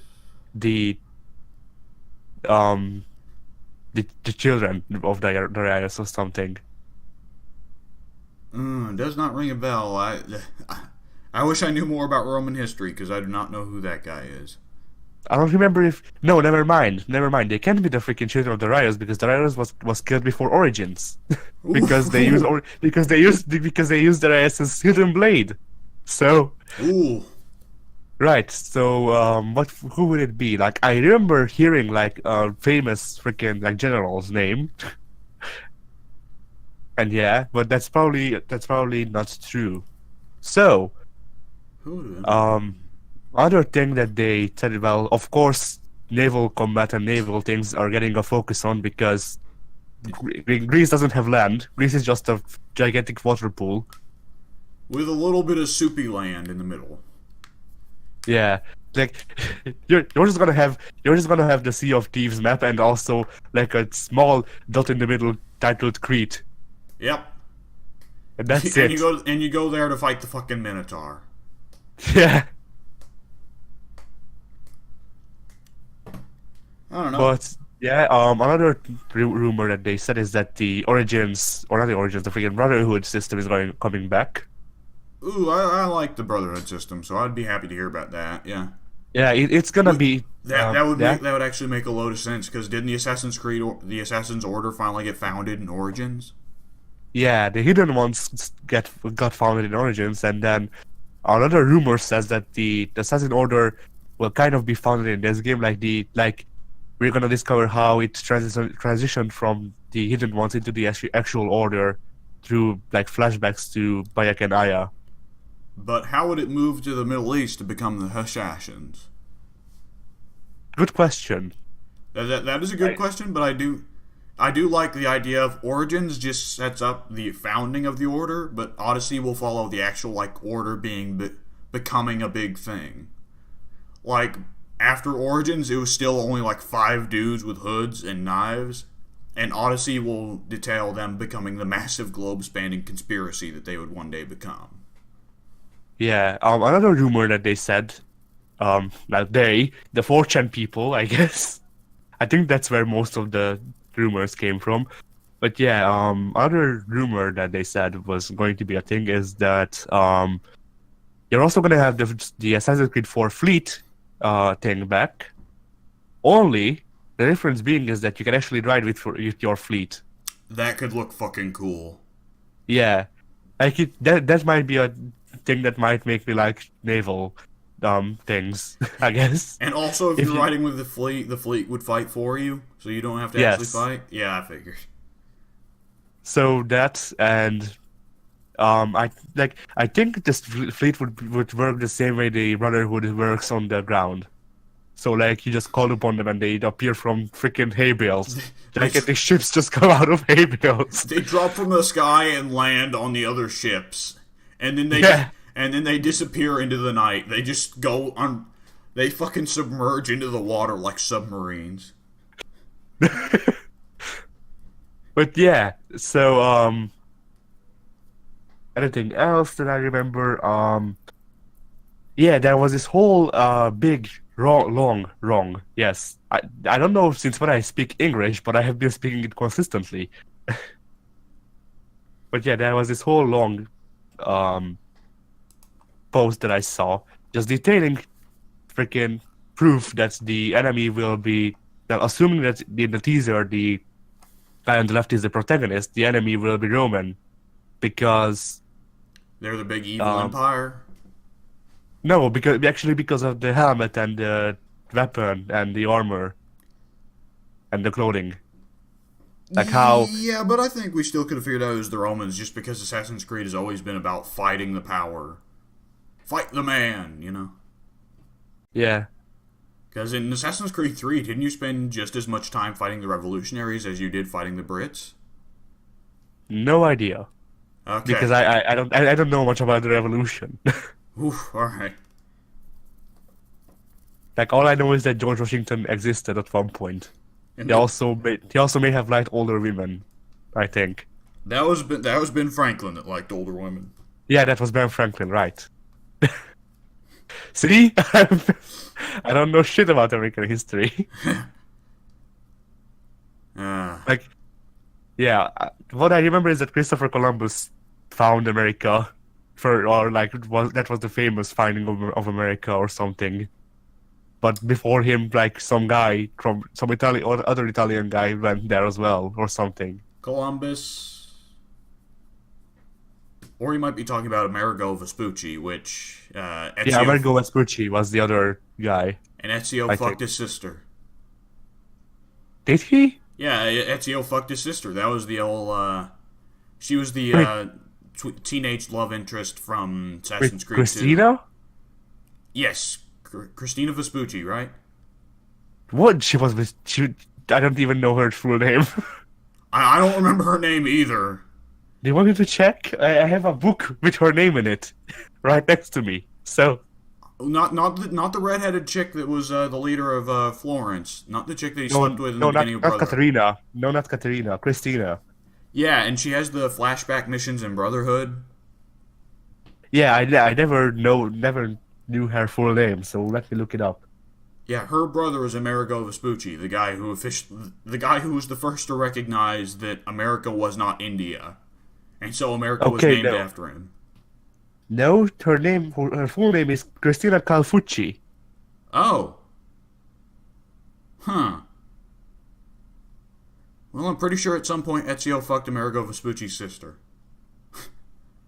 Or Amerigo Vespucci himself, maybe. Maybe. No, that was Leonardo. Leonardo da Vinci did that. Yeah. Ezio fucked the sister while Leonardo fucked Amerigo, and then they high-fived while they were doing it. On the way out. Yeah. Oh, yeah. Oh, my God. I don't know why we're talking so much about fucking this episode. I That's guess just the theme of this episode. it's all coming from Assassin's Creed Odyssey, so the Greece just brings this out in people. Yeah. The fucking Greeks, Greece man. Greece is the nude nation. Yep. Alright. Well, we got a So bit of moving on. speculation out of the way. Let's just go ahead and move on to the last big topic before we talk about what we've done in the last week. So, there is you and Soon have both mentioned that Smite is supposed to have a new 3v3v3 death match called Battle Royale. No, I think people said that it's like a battle royale, but I think it's more a deathmatch, which is why I want deathmatch instead. Okay, so I'm trying to look this up. It's called Medusa's something or other. Medusa's Death. Something or other, yes. I'm gonna assume it's Medusa's death match because that's one of the It results. was I think it was Medusa's Arena or something, actually. Medusa's death match. It will be coming with the 5.10 PC update and a unsurprising amount of god skins. Let's see. Yeah, Medusa's death match is 2 enemies at once. Explore the brand new Egyptian map created specifically for this adventure. It'll get a new map, of course. Because good luck trying to fit 3 fucking teams into the old maps. Alright, two teams starting the same base. Just kill each other. Let's see. Yeah. Smite's first 3-team game mode. Eliminate all enemy players to win a round. The first team to win 3 rounds wins the game. So it is just straight deathmatch. Wow, that's lame. I'd be more interested in having 3 lanes, but I guess they weren't. I honestly Oh. kind of like it being just straight deathmatch better. Ooh, I don't. Because that's going to fuck over a lot of characters that their main abilities are used for laning. Like, what's New Wog going to do now, huh? Now, Well, nothing, but neither will freaking push and Hebo. yeah. Oh, as you fight a deadly sandstorm encloses the map, that's the safe zone thing. That's the Battle Royale thing. Okay, I see. Fucking By Pink the is- way, Fucking Pink by the is on way- the forum, but not here in the podcast. What's wrong with the bastard? no idea. But yeah, the thing that I don't understand is Medusa is a Greek goddess, isn't she? I believe so, yes. So why the hell is she in the freaking or why is she the like main character of the Egyptian adventure? Because fuck you. Like you have freaking Isis, excuse me, but yeah, you have Osiris, you have Anubis, you have Ra. I'm just freaking naming the ones that I know. You even have Serket. There's a lot of freaking Egyptian gods, is what I'm trying to say, that you even have in your game. So I why take a freaking Greek one to be the main character of an Egyptian freaking thing? I have no earthly clue. Maybe they did it specifically to confuse you. Not anyone in general, specifically you. They hate you, Eddie. Because like it's one thing to have an adventure centered around Medusa, because that's fine. Just make the map bloody Greek. Have bloody tsunamis or a cyclops that freaking kills people outside of an area, or whatever. If you spend too long outside the safe zone, a cyclops just fucking drops on you. He lands on you ass. He lands on you ass first. He actually is just Hulk Hogan with one eye. I'd pay good money to see that. But yeah, so now that we've got that out of the way, 5.9 just came out on everything. So when is 5.10 coming out? Oh fuck, I don't even know. Month or so, probably. And when it comes out, they'll actually fix the thing where the fucking gods aren't missing. Which god was it that you said is missing on Xbox? Thanatos, but he's back now. Okay. For a little bit there, Thanatos was Thanatos. No, actually, Thanatos was back at his crib making Thanatos. Okay. Can they actually put in a fucking Thanatos skin where he's still Thanatos, but he's carrying a piece of toast in his mouth, still like the Avatar? Yeah. Or and all of his voice lines are replaced with him going him trying to speak through the toast. And the site has butter on it. Yeah. The site has butter on the side. That'd be awesome. Yeah. Yeah. So other than that, a 3v3 mode I think would be interesting. I definitely am interested in the prospect of a 3v3 mode. I don't like the idea of a deathmatch because, again, it fucks with everything too badly. Like, a deathmatch mode without minions, rather. Because Arena still has minions, even though it's technically a deathmatch. So there's still something for Nuwa or Raw to do, even though they don't deal a terrific amount of damage to players. Well, I mean, Raw, I guess, has a snipe, but, you know... Yeah, and Raw, we might also be able to build him to be based on lifestealing, which might work out. I'll still have to check that, if freaking lifesteal Raw is a viable thing. I don't think it is. Addy, I think you want to build every god with lifesteal. Yeah, because like with Raw, it's just the freaking irony of having a healing light that you shine on people that hits them, and then getting healing remotely without being under the light. I'm sure there's worse ironies in the character designs. I don't think there's too much for us to realistically say about this, though, without at least having played it, though, I think is the issue here. Yeah, there's also a topic that we forgot to discuss, and we forgot to even write down, which is E3. Right, E3 is coming, and we're already a bit of the ways into the podcast. I feel like at this point we can get out some basic E3 predictions. On my end, I'm saying this is going to be where we see Devil May Cry 5. And we're probably going to see... Ooh, I don't know if Street Fighter 5 will get to see anything. They might go ahead and show off G a little bit early. But since they've already shown off Cody, I don't know. We'll see, definitely. And we're going to see Mortal Kombat 11, and it's going to be fucking awesome. Because it'll be the first proper NetherRealm game that's this gen. Because Mortal Kombat X and Injustice 2 probably would have included a lot of development from the previous generation. And it should be amazing. And I will stand by that continually. And I will say that I hope that Mortal Kombat 11 has the gear system. Even though the gear system was very poorly handled in Injustice 2, I'd say that a big problem the Injustice 2 gear system had was that because it was copyrighted characters belonging to DC, they weren't allowed to have too much fun with the designs.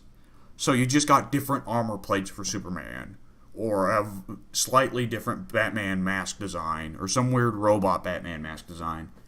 And I think with Mortal Kombat 11, if they implemented the gear system, they could have so much more fun just because they can actually make different character designs without getting DC's permission.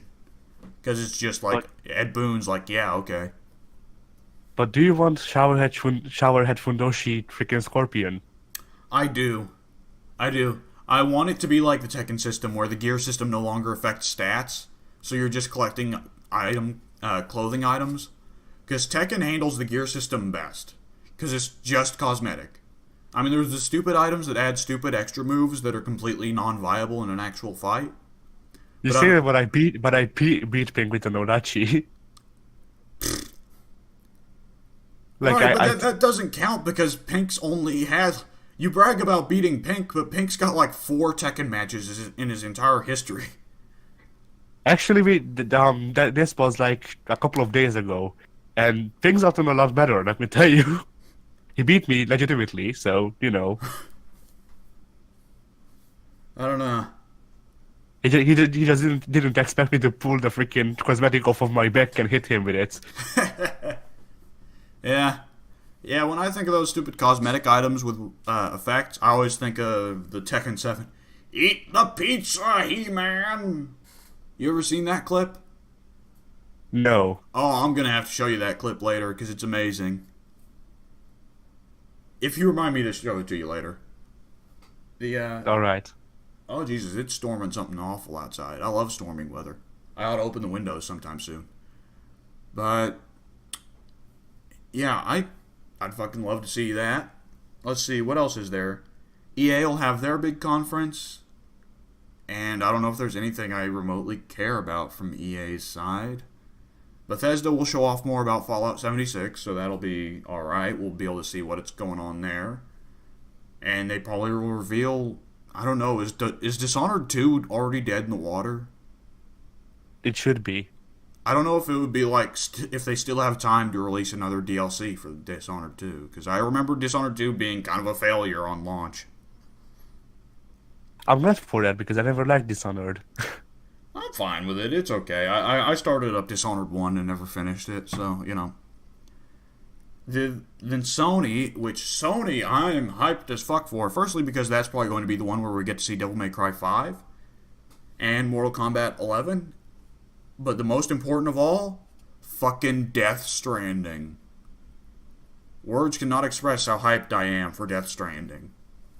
Because it's my boy Hideo Kojima working on what is going to be a Silent Hill game. Like, it's not going to be saying Silent Hill on the front cover, but this is Silent Hills. This is Silent Hills. I fucking love Silent Hill. I fucking love Metal Gear. Hideo Kojima working on Silent Hill is a dream. And it was a dream that was squashed for a little bit, but it is a dream that has now been resurrected. Dark dreams don't... Aren't you a freaking, like, anime boy in it? No, you're Norman Reedus. Okay, I don't remember which game that was then. The freaking, like, it looked like a ripoff of like a kind of a ripoff of Dark Souls, like freaking what's it called? Art style with like anime characters. Ooh, I feel like there would have been a Souls ripoff that you might be thinking of, but I don't know if that's it. I don't think it was a Souls ripoff straight up. I just think that it was like a really gritty thing with anime characters. Really great anime fantasy? Yeah, that is in this. The characters are all made like using realistic motion capture in the same way Phantom Pain did. So it's actually Norman Reedus or actually Mads Mikkelsen and actually Guillermo del Toro that you're looking at. I see. Like, in the same way that Phantom Pain looked scarily realistic, this will look scarily realistic. And it'll be even worse because it's a fucking horror game. And who knows, like, Resident Evil 7 may have signaled the comeback of survival horror, proper survival horror in gaming. And that would make me so happy to see Five Nights at Freddy's and fucking Amnesia and and Outlast and all those goons fucking die a horrible death and go back to the old days of Resident Evil and Silent Hill. I fucking love that. And who knows? Maybe it'll die in the water once again. I don't know. But I can keep hope. Other than that, I don't know if I've got other big E3 predictions. RDR2. Red Dead Redemption 2 will be great, yes, but it won't be at E3 because Rockstar doesn't do E3. Oh, I thought it would be at E3. Oh no, no, no, no, no. Rockstar doesn't do E3. I don't think. They might do something with Sony. I'm not exact. Sony might get them. I don't know. I think Sony has the advertisement rights, so Could be good. We could finally see gameplay, which I'm. Please God, let us see gameplay. Let's see. There is one other thing. they show gameplay and it's actually just RDR online. Hey, Red Dead Redemption Online could be fun, especially if all three of us get it on Xbox One. I'm not a Western guy Yeah, I know. or a Rockstar Games guy. Yeah, I know. So Yeah. Shit. What was I going to say? Yeah, if you don't pick it up, then I'm probably going to pick it up on PS4 instead so I can properly play it on my own time, and I'll probably play it with Soon online as well. Well, not even that. Soon hates Westerns as well. Y'all are a bunch of fucking pricks. why am I so much like Soon? I don't know. What was I in the middle of saying? Oh yeah, I suppose there's every chance. No, that's not true. That's not true. I'll hold off on saying that because that's not true. I'll just say that, like, if Persona is getting bigger in the West, and this is kind of a pipe dream because it's still not nearly big enough in the West to justify it, but I'd love to see Persona 5 Arena get announced. But, you know, probably not happening.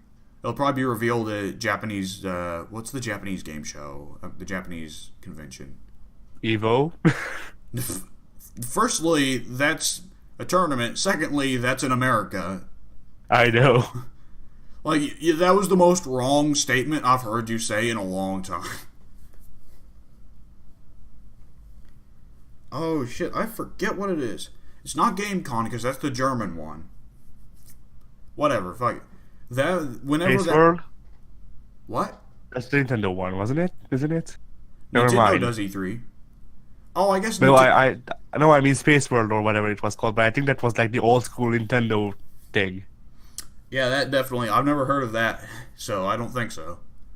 Which, Nintendo at E3 will probably reveal some stuff. We'll probably get to see Metroid Prime 4, and that'll probably be interesting. Because it'll be a new Nintendo first-person shooter, and that'll be surreal. No mature Nintendo... Well, not rated M for mature, but you know what I mean. No non-kiddish Nintendo game since the GameCube, so it'll be weird to see them go back to style with Metroid there. Other than that, I ain't got a whole lot of E3 predictions. I'll be interested to see what we get, though. Yeah, I know that Kingdom Hearts 3 is getting a release date, I think. Oh, yeah, I forgot about that. So, that will be fun. That game looks so good. Yeah. Yeah, it does. It freaking does. Have you played the first two Kingdom Hearts? Nope, never freaking sold it. They kind of sold it over here, but never in the time that I had a freaking PS2. Ooh. I played. Yeah. Good luck. Because that series plot is almost indiscernible. Like, almost completely incomprehensible. You don't want to know how much freaking Kingdom Hearts lore I looked up. Oh my god, yeah. I've played through the game series. I played through most of it. I played through 1, played through 2. Played through a good bit of Birth by Sleep, but never finished it. I need to go back and finish it one day. But yeah, holy shit, even when you're going through the games yourself, it's still incomprehensible.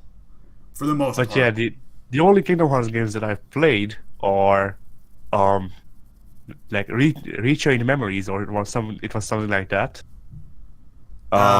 Chain of Memories Rechained, I think. No, then it wasn't that. It was like something with memories. It might have been Chain of Memories, actually. Chain of Memories was the only Kingdom Hearts game that had memories in the title, I know that. Okay, then it probably was that then. Then I also played freaking 300 and some days, 300 and some plus 2 days. 368 over 2, I want to say it was, but... It was something like that. But yeah, the one with Roxas being a freaking one of the 12 or something. 13. Organization 13. Yeah, 13. Okay. Yeah, Kingdom Hearts is known for its awful titles. 368 over 2 days is the worst of them. Like, Chain of Memories is actually a pretty good title. Birth by Sleep is just weird. And Dream Drop Distance was. Distance, yeah. Yeah, that one was weird, but at least you could remember it. Like, But 358 yeah, over 2 days is one of the fucking worst titles I've ever heard for anything ever. but yeah, so I played those two. I've also played freaking the demo before Final Fantasy 15 came out, so that should probably like give me a good idea of what Kingdom Hearts would play like, Kind I of, but think. way more grounded. Kingdom Hearts Yeah. combat is like over the top as hell. It's crazy. But yeah, so that's getting a release date. I'm looking forward to whatever Ubisoft is really freaking releasing because I am owned by Ubisoft at this point. Might as well be.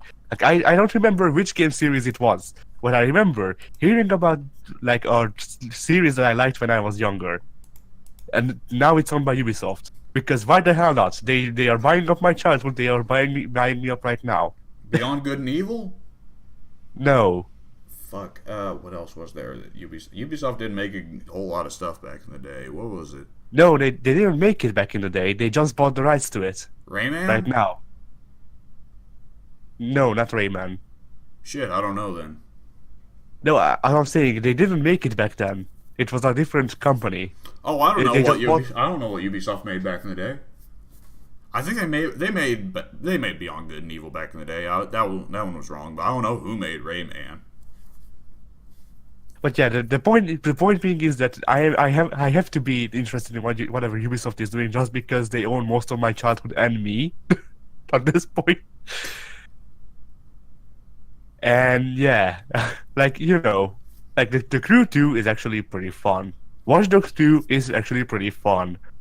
Assassin's Creed Origins, when I look past the assassin part, is not actually that bad. Like it doesn't stand out at all, but it's not bad. I've heard people saying it's the best Assassin's Creed since the second one. Well, yeah, but then those people like the Witcher 3, which so do I, but Oh man, it would fucking kill me if I could get Soon to play Witcher 3 for longer than 2 or 3 hours, and if it turned out he liked it, it would kill me. It would kill him more, but it would kill me. Because no one bitches about Witcher 3 more than Soon does. And But yeah. My point being is that Origins is not a bad game at all.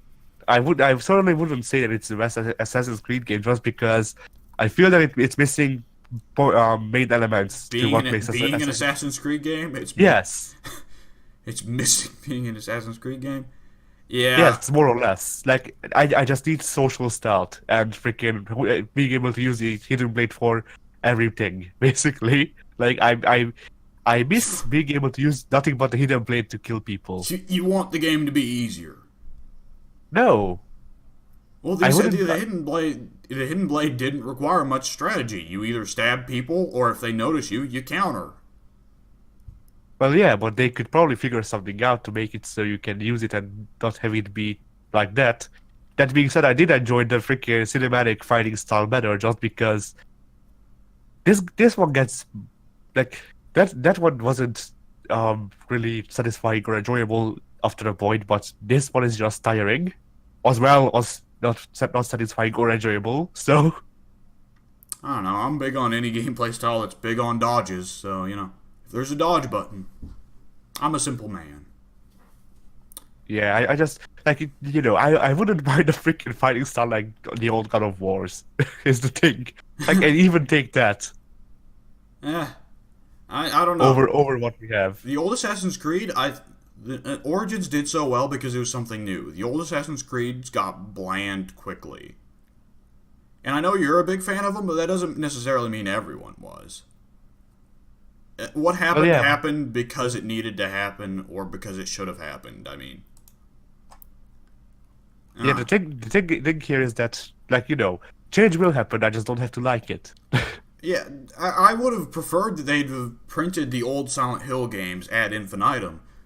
But I recognize that people got tired of them, and I recognize that the development quality was steadily declining over time.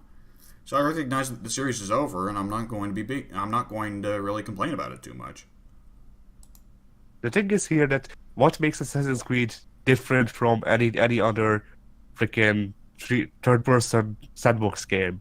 The historical setting, which I mean, anytime anybody could do, the parkour, and the social stealth. Parkour is in Shadow of Mordor. True. It's also And in Castlevania. yeah. It's And also in Uncharted, but Uncharted I don't know. Uncharted's parkour system didn't feel that close to Assassin's Creed's, even though they looked freaking identical. yeah. But I mean, Silent Hill, there's a lot of things that Silent Hill did that have not been done since. The sense of psychological horror and the combat system. Well, I say combat, but that's with quotations around it. The puzzles and everything, like, there hasn't been anything of the quality of Silent Hill since Silent Hill stopped being. But it's over. I'll play the old Silent Hill games and I'll appreciate them. But I recognize that it's done. Yeah, but what I'm saying is that this game is not supposed to be dead because they're still making games, and they removed. Dude, have you seen Did you see the last few Silent Hill entries? Because they ain't Silent Hill. They're fucking dead on the fucking. They're dead games walking. No, I actually have not. Like the newest Silent Hill that I saw was like 2, I want to say. So you've only seen 2 of them. No, actually, I saw PD as well. PD. PT. PT. Okay. Yeah, PT's an entirely different beast. It could have led to something interesting, but it didn't. But yeah, what I'm trying to say is that you can try copying Witcher 3 for freaking every line of the code that it has. Just also put in the a parkour system that isn't just literally pressing of one button, and also social stealth. That's all I'm asking for. Also probably freaking using the hidden blade for something other than just stabbing people and failing at it because you didn't upgrade it good enough. Because the freaking crafting system takes 500 skins per upgrade. But yeah. There's just this whole thing with Assassin's Creed Origins where I really like it. I even sold my DS to buy it, and I don't regret it. It's a really freaking good game. It just has so many things that make it seem like a shell that I'm kind of looking forward to Odyssey just to see where it goes.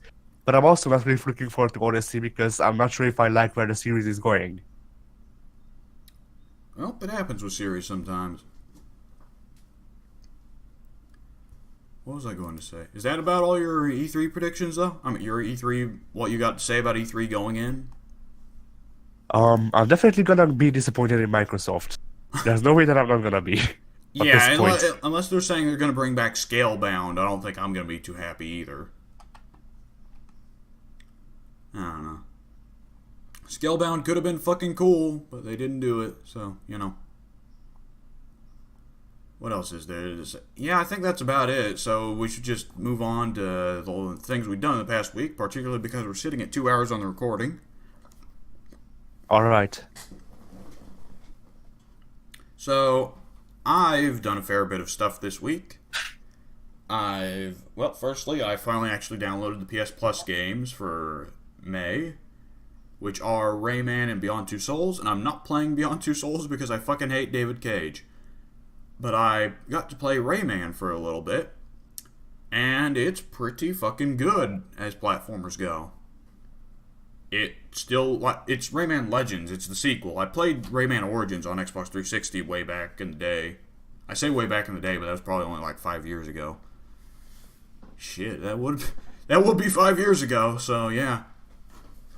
And it still looks beautiful, it still controls damn well.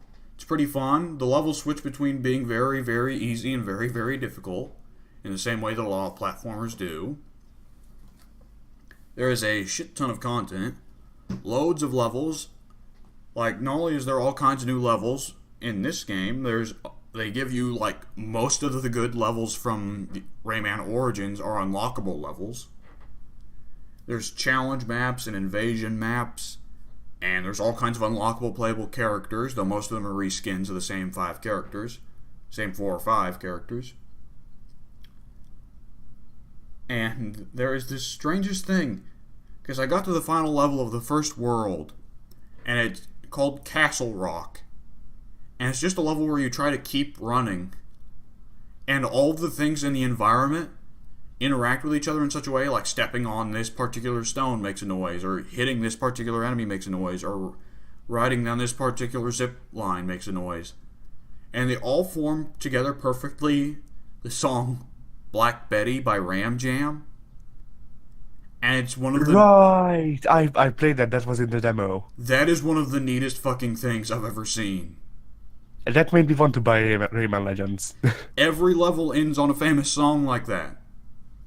And I did not know that they had got licensed music for that shit. Like, Rayman Origins music was a big part of it. But, like, it's such a thing here. And it's great. I fucking love it.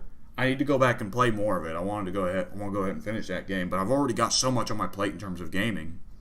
Because I want to record Warhammer 2. Which, speaking of which, I attempted to record Warhammer 2. And I want to play Yakuza 0. That one I'm still conflicted over whether or not I should bother to finish it or whether I should hold off and try and record it later. I don't know if I can record it later or if I should try and stream it using the PS4's streaming feature. I don't know. I mean, with your internet, you probably just want to record it because, as we've discussed, I have kind of better internet than you, but not really, and I can only stream in 480p. So I'm not sure what your internet would do. Ooh. Yeah, speaking of the Total War Warhammer 2 attempt at recording, it only is capable of recording in a kind of lower quality. I don't know exactly what quality it is. It may be 480p.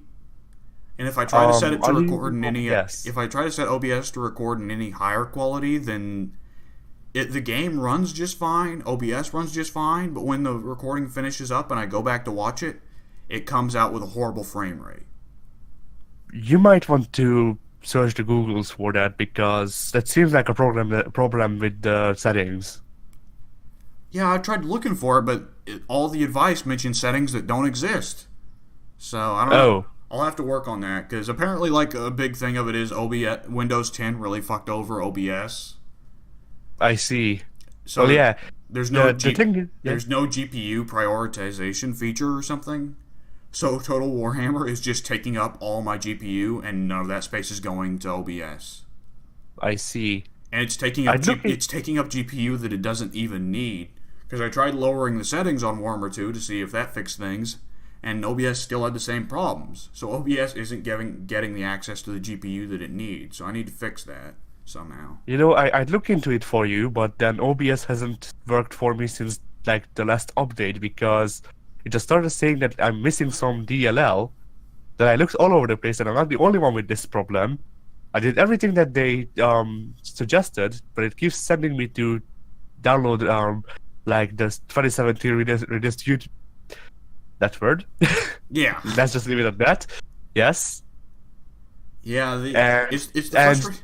I hate technology because the frustrating thing about technology is when you get so close to fixing a problem, and you don't. And you know it's because you're stupid, and you hate being confronted with it. The thing is that it's not even that I'm stupid. It's that just that there's a thing in the program that's feeling like it's missing something that's clearly there. Like I need to change like lines of code, and that's where I draw the line. Like at that point, I just buy Mirrorless because yeah. Yeah, I don't know if I'd shell out cash. I don't know. I'd rather try to fix an issue if it's going to save me. I'd rather try to fix an issue and save $1 than, I don't know. That's the kind of person I am. You know, it's funny how you're the cheapskate of the two of us, but I'm the pirate, and I shell out cash. I think it also is a matter of I don't like piracy and see it as kind of a bad thing, whereas you don't. So on your end, it's like, why fix it when you can just pirate better software? No, I mean, I'd actually pay for Mirrorless. That's the thing. Through piracy, I got to use it, and I like it enough to actually shell out cash instead of freaking trying to fix OBS if OBS pisses me off enough. Yeah. Yeah, I should probably look into a different set of software than OBS, but it's just that, I don't know, OBS is free and a lot of the big guys use it. I should probably Well, look into streaming anyways, because if it's going to record in 480p, I might as well stream it in 480p. well, there's XSplit that you can use for streaming, and then you can use like different recording softwares. Maybe I mean that I don't know, but as for recording softwares, I Fraps is really a mixed bag. It's never worked for me. Bandicam has worked for me. It's probably still not worth it to try out. So, Yeah, I stay away from Fraps and Bandicam because I long associate them with like shitty internet YouTube videos. So but that's enough. That's enough shop talk for one podcast. Let's see, what else have I done this past week? Oh, I got to watch Fences, which was a movie that was going up for a lot of Oscars last year, I want to say. And Denzel Washington was nominated for Best Actor. Viola Davis was nominated for Best Actress. Very good movie. Very, very good movie. Kind of a bit of a depressing one because it's about a shitty person being really shitty to good people. But, I mean, it still feels like a good kind of personal story in a way, like a good down-to-earth movie. It's not trying to sometimes there are movies that come out and are just serious dramatic movies about regular mundane families, and they can work in a really special way that a lot of other movies don't, in a more personal way. Because a lot of these movies have the kinds of people that at some point you have known in your real life, yeah. And the performances were incredible, of course. Denzel Washington does an amazing job. Viola Davis earned that Oscar she picked up. There is an odd thing about the movie in that it's adapted from a play. It's adapted from a stage play from 2010 starring Denzel Washington and Viola Davis in the very same roles, which then subsequently is, well, not adapted, is a decades later remake of the... It was originally, the script was made in, I want to say, the 80s, the mid-80s, and it was made into a play starring James Earl Jones. And so the movie really shows that it's a play in the way that it's structured. For starters, even though it's a movie, it pretty much is all on one set. It does not move beyond the main character's house, other than like one 30-second scene in a bar, and one 1-minute scene of the main character leaving work. Other than that, it's all set in the main character's house, front yard, or backyard. And that is such a stage play thing. And it also does kind of the usual stage play things like, you know how a film, like a character entering a scene, in a stage play they would actually usually be off stage and then enter and exit. Whereas a movie would be more likely to just cut them into the screen, like have them in the background, not really there, and then cut them in and cut them out, You wouldn't actually see them walk out or walk in. And you wouldn't see people just casually walk up in the middle of another scene that they're completely unrelated to. But it happens in the movie because that's totally a stage play thing. So it has that weird effect to it. And what was the other thing I was going to say? The performances are very stage play-esque. Because stage play performances tend to be very exaggerated and have very exaggerated motions. And it really shows here. Because like whenever Denzel Washington is getting real emotional and starts yelling about something, and he starts like throwing his hands up in the air and making big gestures. And that's not something you see in film. And in film, if they want to show off strong emotion like that, they usually just go for a close-up. And I'll be honest, I like it better this way.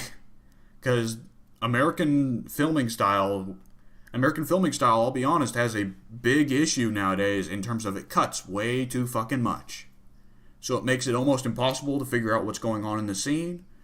Because you don't get the wide shots, you don't get to see properly what's going on, you get cuts to characters' faces, and it looks like shit. Action scenes are really bad about it, but drama scenes also are getting increasingly bad about it. Which, have you noticed that, like, watching American action scenes lately, like, even in superheroes and things, where it's edited together really poorly and it cuts too much and you can't really see what's going on. Yeah. Yeah. There's this awful, awful, awful scene from Taken 3 I saw in a collection of poorly edited clips. And it's just Liam Neeson jumping over a fence. But it cuts like fucking 12 times to Liam walking up to the fence. Liam running up to the fence again, but from a different angle. Then another angle for Liam jumping up and grabbing onto the top of the fence. Then another angle of Liam lifting himself up. Then another angle of Liam lifting himself over. Then another angle of him dropping. And it's edited together so poorly, it looks like Liam grabbed onto the fence, lifted himself up, and then just dropped back down onto the same side he was on and runs in the other direction. I see. It's hilariously bad to look at. And it's something funny to hear about. Like, it's especially funny when you hear about like Jackie Chan. I think I heard a clip of him talking about editing. And Jackie Chan is just like, the Americans do not fucking know how to edit their films at all. And all of Jackie Chan, like, have you ever seen an American Jackie Chan film and then see a Chinese Jackie Chan film? You feel bad for Jackie because they fucking butcher his action scenes because they're so well choreographed, but they edited them so badly that they look like shit. Whereas a Chinese action scene doesn't make use of the rapid fire cuts or the bizarre angles that obscure what's going on. So you can see the full fight scene in all of its glory. And it's weird to think of Jackie putting in the same work on an American film and that it's ruined by the fucking editors. Yeah. You know, the thing is that, like, bloody. You know, it's a good thing that I freaking came out of sickness, like 2 weeks ago when I'm still freaking snot-ridden. But, yeah. So, I keep noticing where movies try to do these like long shots with one take, and I'm not sure how much I like them because they do them for the wrong things. They do them for the wrong fucking things. I've noticed that because it's become a trend because it's like a big challenge for film directors, and it's like every director's way of proving that his balls are the biggest. Because Birdman started it by being like, oh, the big thing about this film is that it's one shot. And now God of War is doing the same thing with its game. It's like, that's cool, but this isn't the instance where you don't want to use edit, where you want to go against editing. Because, I mean, there's no fight scenes in Birdman, I don't think. There's fight scenes in God of War, and it's a good use there. But I don't think there's any fucking fight scenes in Birdman. Other than maybe the scene where he's beating the shit out of Edward Norton in his underwear. I've never watched the movie, but I've seen clips of that. So it's just a lot of Michael Keaton being very angry about being a hack. And that's not really deserving of the long shot, maybe? I don't know. Have you seen the Fine Brothers movie? The Fine Brothers movie? No, I heard it was really bad. Yeah, so we get introduced to both the main character, I think, and also his father through one shot. And the shot is the main character like gets off his bike or whatever and walks into the house. That's it. That's the shot. That sounds like a pretty basic shot. You didn't even include the father. No, the father's in the background, and then I think like on the way, the main character meets with their girlfriend, and the freaking father starts talking about how much, or freaking how the main character should talk about how much freaking he wants to have anal sex with his girlfriend or whatever. Like something like that, and that's how the father is introduced. Okay, the camera work doesn't sound like that's the biggest problem with that scene. I'm gonna be honest here. I feel like there are bigger problems than the camera work. Holy shit! The Fine Brothers are the fucking creepiest motherfuckers on the earth. That's the whole movie, by the way. Yeah, I've heard. Soon shot off some quotes for me, and it was like, what the fuck? I think the whole thing with the principal is that she's a pedophile or something. She wants to fuck the students. Of course she does. Because the Fine Brothers probably have a fetish for that. If I remember correctly, before the prom, because of course the freaking main attraction of the movie is the prom. Before the prom, there's like it's not even an intercom. I think it's like TV screens on every freaking like corner of the school or something Wait, with the principal. wait. Tell me something. Are they flat screen TVs or are they CRT televisions? Flat screens, I think. Fuck, I wanted them to be CRTs. That would have been so bad, it would have been hilarious. But yeah, so the principal is like, you know, it's getting to prom, so you can feel free to put drugs into each other's drinks and then have sex. And that's the thing. What the fuck? I think that's a thing as well in that movie. What wait, is the main character a fucking date rapist? What are you talking about? No, that just the principal says this. That's a shot or that's a thing that happens in the freaking movie. The main character is like a geek who wants to be accepted but won't be. So he freaking gets together a team of geeks along with his girlfriend who then betrays them and then feels bad about it. So after they prank her as well. And the whole big prank is that they are going to throw like, I don't remember, it was like oil or mud or whatever at one of the popular people and then throw feathers at them. So the Carrie prank, exactly.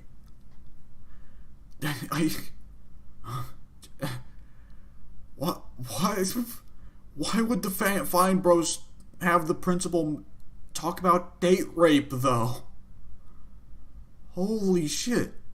I thought the Fine Bros were supposed to be progressive. That's a fucking rape joke.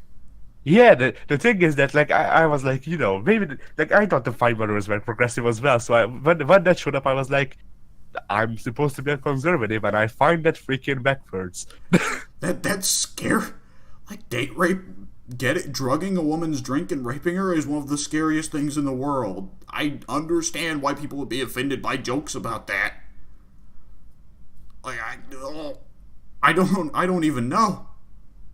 Like is this the Fine Bros' actual twisted sense of humor, and they just lie about their beliefs? Maybe. Like the thing is that there are the main characters who are teenagers, and then there are the adults, most of whom I've seen because I haven't actually seen the movie. I just saw clips of it. But from what I got from the clips, most of the adult characters are just freaking like bloody what's it called? Whatever. They are basically like whatever you'd seen in an adult cartoon. And by that I mean that they only talk about sex, and yeah, that's it. They're all Peter Griffin. Yes, not even that, because at least Peter Griffin is funny to somebody. At least Peter Griffin is funny to somebody. Yeah, there we go. That surmises the entirety of the movie, don't it? Yeah, pretty much. Oh my god. Oh, wow. I'm still fucking in shock over that. Oh, Jesus. I don't even remember what else I did this week. That knocked me on my ass so hard. If you want me to, I can probably find the clips so you can see for yourself. Oh no, I'm comfortable. I do not need any more revelations today, sir. Thank you very much. Holy shit. Oh, man, what else did I do this last week? Because I swear I did something. Oh, I messed around in Terraria a bit, of course, to try and still help set up more LP funsies later on, you know. You've no idea how long I had that vile corruption powder stored on my character, waiting for a moment when I could catch Pink with a rabbit. And then I think it started going after you. Oh yeah, it tried to kill me instead, which was great. Yeah, and then suddenly Bray Wyatt. Yeah. Oh, and I don't know if you guys figured this out in the video, but I totally summoned like the Eye of Cthulhu and the Eater of Worlds both intentionally. Well, I figured it out. The Eater of Worlds. I still have no idea how you summon the Eye of Cthulhu, but Eater of Worlds, it was obvious. The third orb, yeah. But the Eye of Cthulhu, I actually, what was it? While I was digging around to prepare for one of the sessions, I opened a chest and found boots of super speed and an item that summons the Eye of Cthulhu, and I was just like, thank you, God. The LP funsies begin now. And that's why and then we had a random ass freaking boss that we actually beat. Yeah, the King Slime appearing was the greatest thing because I had nothing to do with that. And not only that, the King Slime appearing is one of the rarest events in the entire game. Because I played the PC version of Terraria for like a good 2 years. Never ran into King Slime once. And perfectly in between the two bosses I summoned to fuck with you guys, the King Slime appears. What are the odds? Sometimes, most of the time, the random number god hates us. The random number god really hates you and Pink. But sometimes the random number god blesses us. But he blesses you. He blesses me. I'm his favorite. Because I'm the one who's most in need of the help. You say that, but freaking whatever. Let's just leave it at that. Well, Street Fighter, I don't need no help. I don't know. Am I the best of us at Street Fighter? I think Street Fighter is mostly a game where we're fairly even. Pink needs a little bit of help, but I think you would be the best at Street Fighter just because you have the most experience with actually knowing what you do in Street Fighter. Yeah, but most of my experience with Street Fighter is from Street Fighter 5. So how much does that help? Well, most of my experience is doing Tatsumakis to people. So you're probably a bit before me. What was I going to say? So yeah, did you notice though that I was asking you constantly while I was going through the mines, like, hey, is it night yet? Is it night yet, Addy? Has the sun gone down yet, Addy? Is it dark out yet, Addy? Yeah. Yeah, that's because the Eye of Cthulhu can only come out at night. And since I was in the mines, I thought I was going to go in the mines and sick the Eye of Cthulhu. I thought the Eye of Cthulhu would stay on the surface and go after you guys. It didn't. It went in the mines after me.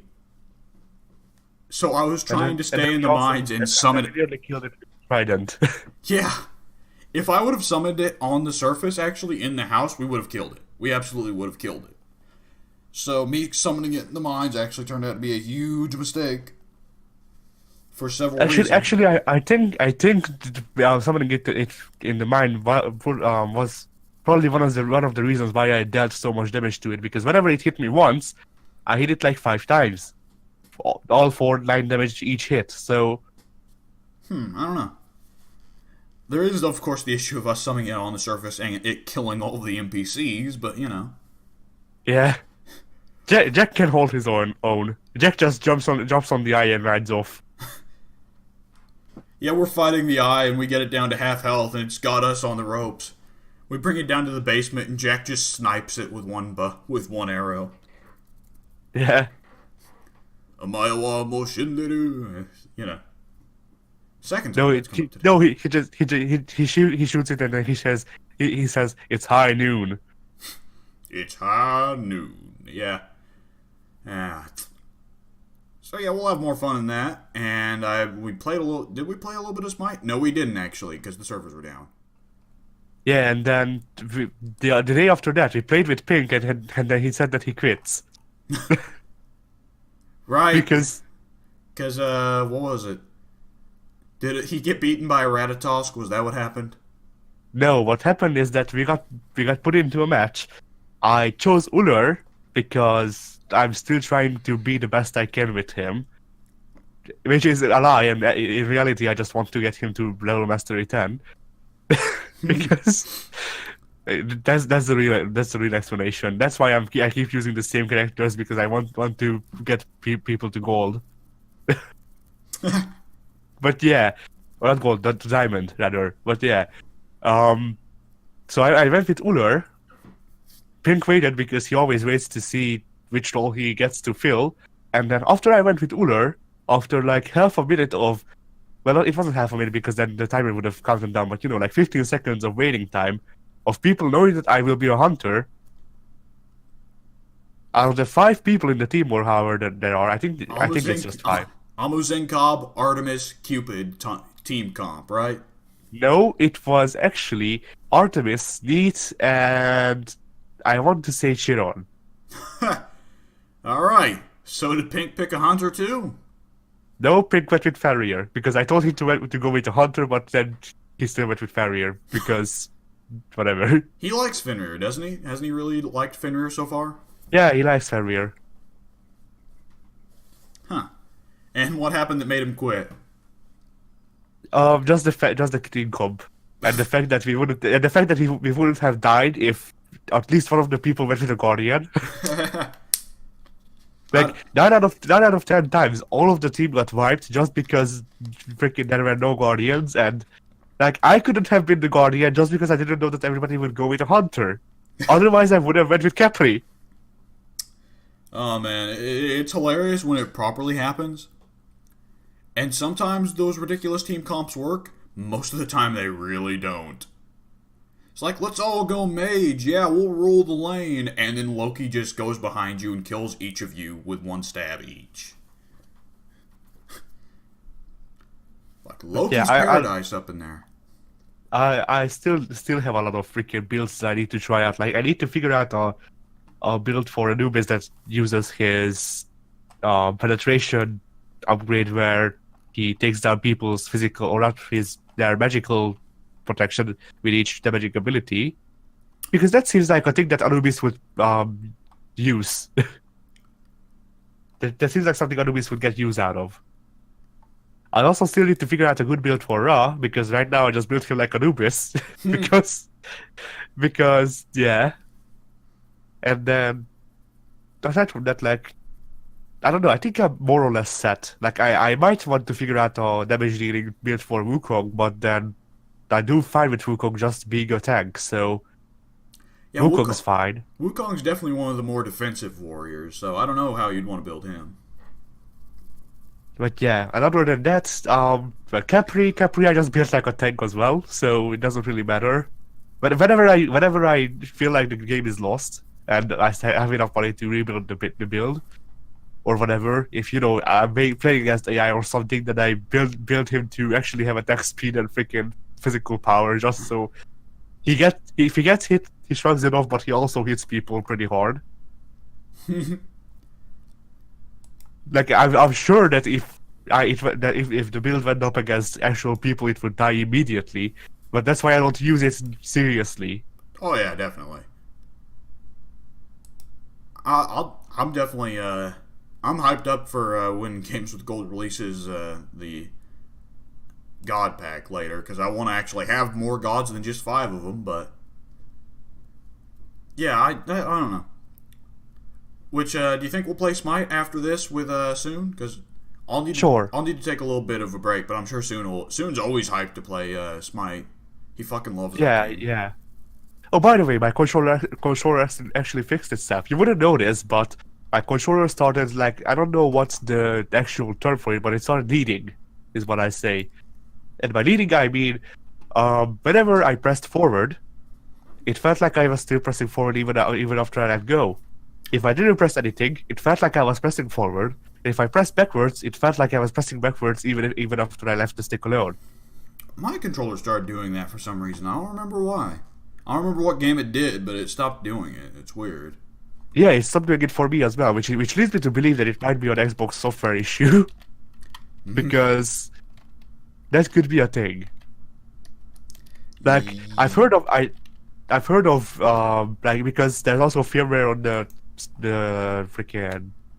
controllers, so it might be a thing where the firmware bugged out or something, because I remember hearing about whenever there was last a firmware update for the controllers, people's controllers not working for days and then working perfectly fine.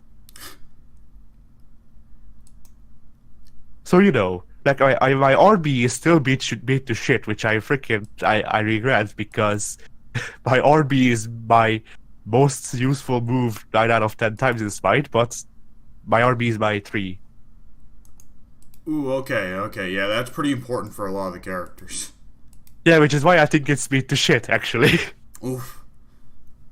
But yeah, like, I'm getting used to its kinks, so I can actually press it pretty consistently now. I just need to hold it down for a bit longer, so it actually feels like it's pressed down.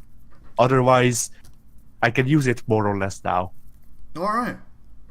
It's good to hear. Yeah, because when we like one of these, like I think it was the day before yesterday, when we played with Pink, like 5 hours. It wasn't 5 hours, but it was a good 3 or 4 hours straight of just games against each other in Siege, just because he was sick of Smite, and I wasn't confident in being able to play Siege while the controller was pressing forward even after I let it go. So instead, we played against each other, and yeah, there were times when I just stopped before him, and then I told him that I'm not pressing anything because I wasn't, and I was still moving at like a snail's pace, but still, like I was doing like a light jog, Well, even when I was not holding anything. well, if it's not if it's seems to be fixed now, then that's good. Yeah, that was funny. That game session, just because I killed him with Shield Recruit 3 times and he killed my Shield Recruit twice. Yes. Yeah, just to keep moving on though, shit, I think that's just about all I've done, personally on my end. I did read a little bit of the Stephen King novel, but nothing worth talking about. And so, have you mostly just been playing Smite on your end?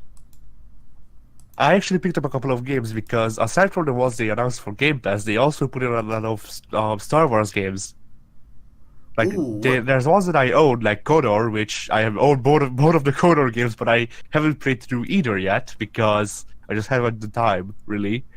Um, they also added the Force Unleashed 1 and 2, Lego Star Wars: The Complete Saga, I want to say. These were all added to The, Game Pass? yes, Ooh, I and don't. they also, I might yeah, play through. I might play through Force Unleashed again. I haven't played through that game in like 10 years. yeah, I started up a playthrough of the Force Unleashed, and I actually like it. It's not a bad game. I mean, the main character is not the best yet, He is but the Edge Lord. yeah, I still like how he holds his sword, even though it looks like shit. Oh, it'd be super fucking stupid for the lightsaber because he'd be roasting his back all the time. Yeah, but it looks cool. That's the only reason to like it. It does look cool. It does look cool. So you're a But big yeah, fan. So you're a big fan of Zwei from Soul Calibur 5, is what you're saying? yes. Zwei was the first character I started playing in Soul Calibur 5. My first character was based off of Zwei's fighting style, so you know, Yeah. yeah.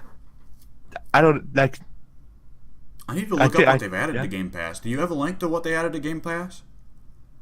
I can look it up. Sure. Because I'd love to see what they've added for multiplayer options. MotoGP 17. Oh, good. I actually played the MotoGP 2003, I want to say, on PS2 a lot. Yeah, I'm. You're not gonna catch me being into dirt biking. It's not dirt biking. It's actual like it's kind of like Formula One. Oh, is it the actual motorcycle racing game? Yes. Okay. I got a little bit confused there. Um, I need to find the freaking English side because if I send you the Hungarian one, you probably won't understand it. I can find it myself. Give me a second. But yeah, what was I going to say? I don't know if I was going to say anything. But yeah, so they added I can't. Bloody, why is this in the Hungarian store? I found it. Okay. Let's see. Yeah, alright, let's see. Mega Man, MotoGP. Oh, Wasteland 2, I may play that. But, yeah, is that all you've been playing, though? I also played The Crew 2, The for Crew which 2? I'm in the for which I am in the beta because Ubisoft has sent me an email saying that, hey, there's a beta coming out. Do you want to play? You've been in every single one. Yeah, I think at this point Ubisoft is just like, hey, buy the new thing.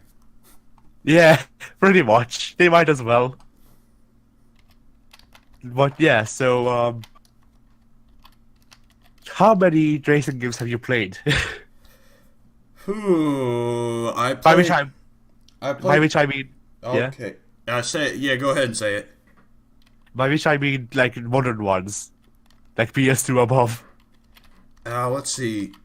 When I was a kid, I played Crash Tag Team Racing on PS2, which was all right. It's just kind of typical Mario Kart racing.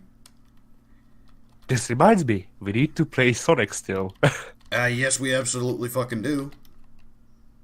I got Knuckles to level 3 already. Was that I'm was trying that to unlock Shadow. was that the version of the game that had Wreck-It Ralph? Yes. I might just race as him because I don't like any of the Sonic characters. I'm trying to get Shadow just because Edge, I guess. Yeah, yeah. What was I going to say? Yes, I also played Forza on Xbox One, on Xbox 360. I forget which version of Forza it was. Let me look over here. Because It might be 3 or 4. it's some copy of the game we bought that came with Marvel Ultimate Alliance. And I mostly just bought it because it came with Marvel Ultimate Alliance. I played it once and I was like, okay, that's a thing. I'm never touching it again. Chair squeaks. Son of a bitch, where is it? Not there, not there, not there. Fuck. Okay, let's. You're gonna have to take my word for it that I played a Forza game at some point, okay? Okay. So yeah, how many types of racing could you do in those? No? What? No? What do you mean no? Oh, I hated Forza, so I just said no. I don't know what you mean. I mean, how many types of racing could you do? How many types of racing could you do? Cars? Okay, I'm asking because I wasn't sure if freaking the cruise new thing is actually new or not. It probably isn't because yeah, but What is it? well yeah. So the Crew 2's thing is that you can race in cars, motorcycles, planes, and ships, and bell boats, whatever. Okay, so the thing GTA 5 has had for years? Well yes, but in an actual racing game. Well, GTA 5 has put so much investment into its driving systems that it might as well be an actual racing game. But yeah, aside from that, it Christ. also has well. Now that you brought up GTA 5, it actually is a lot like GTA 5. You also get to run over hookers, but Oh, you get to hire them, then run over them and get your money back? no, but it should be an option. Uh, But yeah, so with the Crew 2, the thing is that you can instantly switch between vehicles on the fly. That's not a pun, the way it could be. that was also in GTA 5, but I don't know if that's exactly what you mean. Because you couldn't just switch between car and play mode in free roam, if that's what you're talking about. That's what I'm talking about. Okay. Like, let me send you a video. It's a couple of seconds. I made it so I know that it's a couple of seconds. Oh, I've already seen it. I've already seen it. Okay. So yeah, I'm gonna assume that you saw that one. Yeah, The dropping one. You flies a plane up into the air above the city, and you turn into a car and fall on a rooftop. Yeah. So there's that, and there's also the thing where your map is actually just all of America, like the whole United States. I doubt that's completely accurate, but do you It probably isn't, but I mean, do you it just has. do you Yeah. just teleport between New York, I'd imagine you just teleport between New York and Los Angeles, and that's the entirety of No. America. No. Okay, because most video games are like the entirety of America is just New York and Los Angeles. No, you do have your headquarters in Los Angeles, I think, but you can. Oh, fucking if course. Well, yeah, but you can just teleport from event to event if you want. But if you want, you can just set a waypoint and then drive there, or fly the plane there, or go by boat if that's an option, if you want. It's an actual open world game, which I was surprised by because the only other open world racing game that I know of that's still a racing game, but not an open world game is Driver? I think I want shit right. I was thinking of Forza Horizon 3. I think that's an open world racer as well. It might be. Now, exactly how big is this world properly? This free roam world? Pretty freaking big. It took me like 5 minutes to fly from, I want to say, Los Angeles to Washington. I that. Hmm. Like Washington State or Washington D.C. I want to say DC. It was like a smaller city. Well, not a smaller city, but it was a city. It wasn't a state. Okay, okay. Yeah, even Americans get confused when you bring up Washington, because for some reason we decided it would both be a state and a different city on the opposite side of the country that would be our nation's capital. Yeah, I want to say DC. So, I'm gonna like I just have to keep in mind like the limitations of technology here. Like there is no way they actually made the United States into a video game. Um, I haven't actually tried driving through the whole of the US yet because it would take a freaking while, and that's not a thing that I particularly want to do. But um, from what I can tell, it's kind of like Watch Dogs, where it's the more known landmarks are there, more or less on scale, and then everything else is there, like in a toned down scale if it needs to be. Yeah, gaming free roam worlds and gaming will have reached their peak when you will start out in San Francisco and then can travel to your fucking house in wherever the fuck Louisiana. Go to a small town and hit your own fucking house with a car. That's when free roam games will have reached their peak. I mean, we're getting pretty close, I'd say. Free roam games will have reached their peak when you start in fucking San Francisco and can fly to Hungary and hit your house with a car. We're getting close to having whole countries mapped pretty well, I'd say. Like it's not a 1-to-1 scale, but the thing is, we always want to make things bigger, but at the same time, we always want to make things more detailed. And as long as we keep making things more detailed, we can't make things bigger. We have to reach the maximum degree of detail before we can make things bigger. Because until we get that maximum degree of detail, we're still going to be sitting in the area of like San Andreas being the biggest gaming map. Which it isn't. Just Cause 2's is, but that's because Just Cause is the weirdo franchise of gaming that actually tries to make it have a huge map. And Just Cause 3's map actually wasn't as big as Just Cause 2's, was it? Oh. I don't think it was. Just Cause 2's map still is the biggest. Huh. That's weird. But yeah, when Just Cause 2's map came out at the time, it was like, that was the big gimmick, and nothing else about the game was notable. And it was like the gimmick of, this is probably going to be still the biggest map in gaming 20 years from now. Because it's still lacking in detail and so huge that no one's going to imitate it, because they'd much rather have more detailed maps with more going on than a big nothing. Yeah. And so, freaking the crew, I mean, I might pick it up down the line just because there are rare occurrences where I want to play racing games, and that would probably fill it until the servers get shut down. But otherwise, like $60, I'm not sure if it would be worth it if you two don't buy it. And Pink can't try it because of reasons, and the freaking beta runs out tomorrow. Yeah, I don't know. All things considered, I still got a lot of things I got to put money towards. I still got to pick up an Elgato so I can record. And shit, even that's a little bit ways off. And at some point, I should probably look into picking up better editing software than this free shit I got. But it's always good to let the audience know that they're getting the least quality, because we just picked up some free shit. I mean, I have expensive freaking editing softwares and stuff. Okay. How I got them, don't ask me how I got them, but I do have them. Okay. Yeah, let's leave it at that. And is that about all you done this past week? I believe. I also started on the 50th playthrough of mine of Assassin's Creed 2 because because I'm reading the book right now and it's making me nostalgic.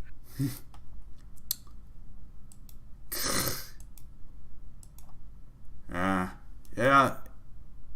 I've played through a lot of games a lot of times. I've not got anywhere near that. Let's see. What was I going to say? 2 is actually my least playthrough game of the Ezio trilogy. Yeah, I never got the hype behind 2. Never did. Yeah, I think the reason I don't like 2 as much as the other 2 is the reason people don't like Brotherhood as much as 2, because Brotherhood is just a DLC for 2, only better. Yeah, totally. So, like, I also, the reason might just be that I don't like young Ezio. No one does. No one does. Not even freaking Roger Craig Smith like young Ezio, I don't think. Like I think he said it. I think he said it on a podcast that whenever he got the character, he hated he hated Ezio at first, and then as they recorded the later lines, he started liking him just because he grew. Yeah, you're not gonna catch me liking Roger Craig Smith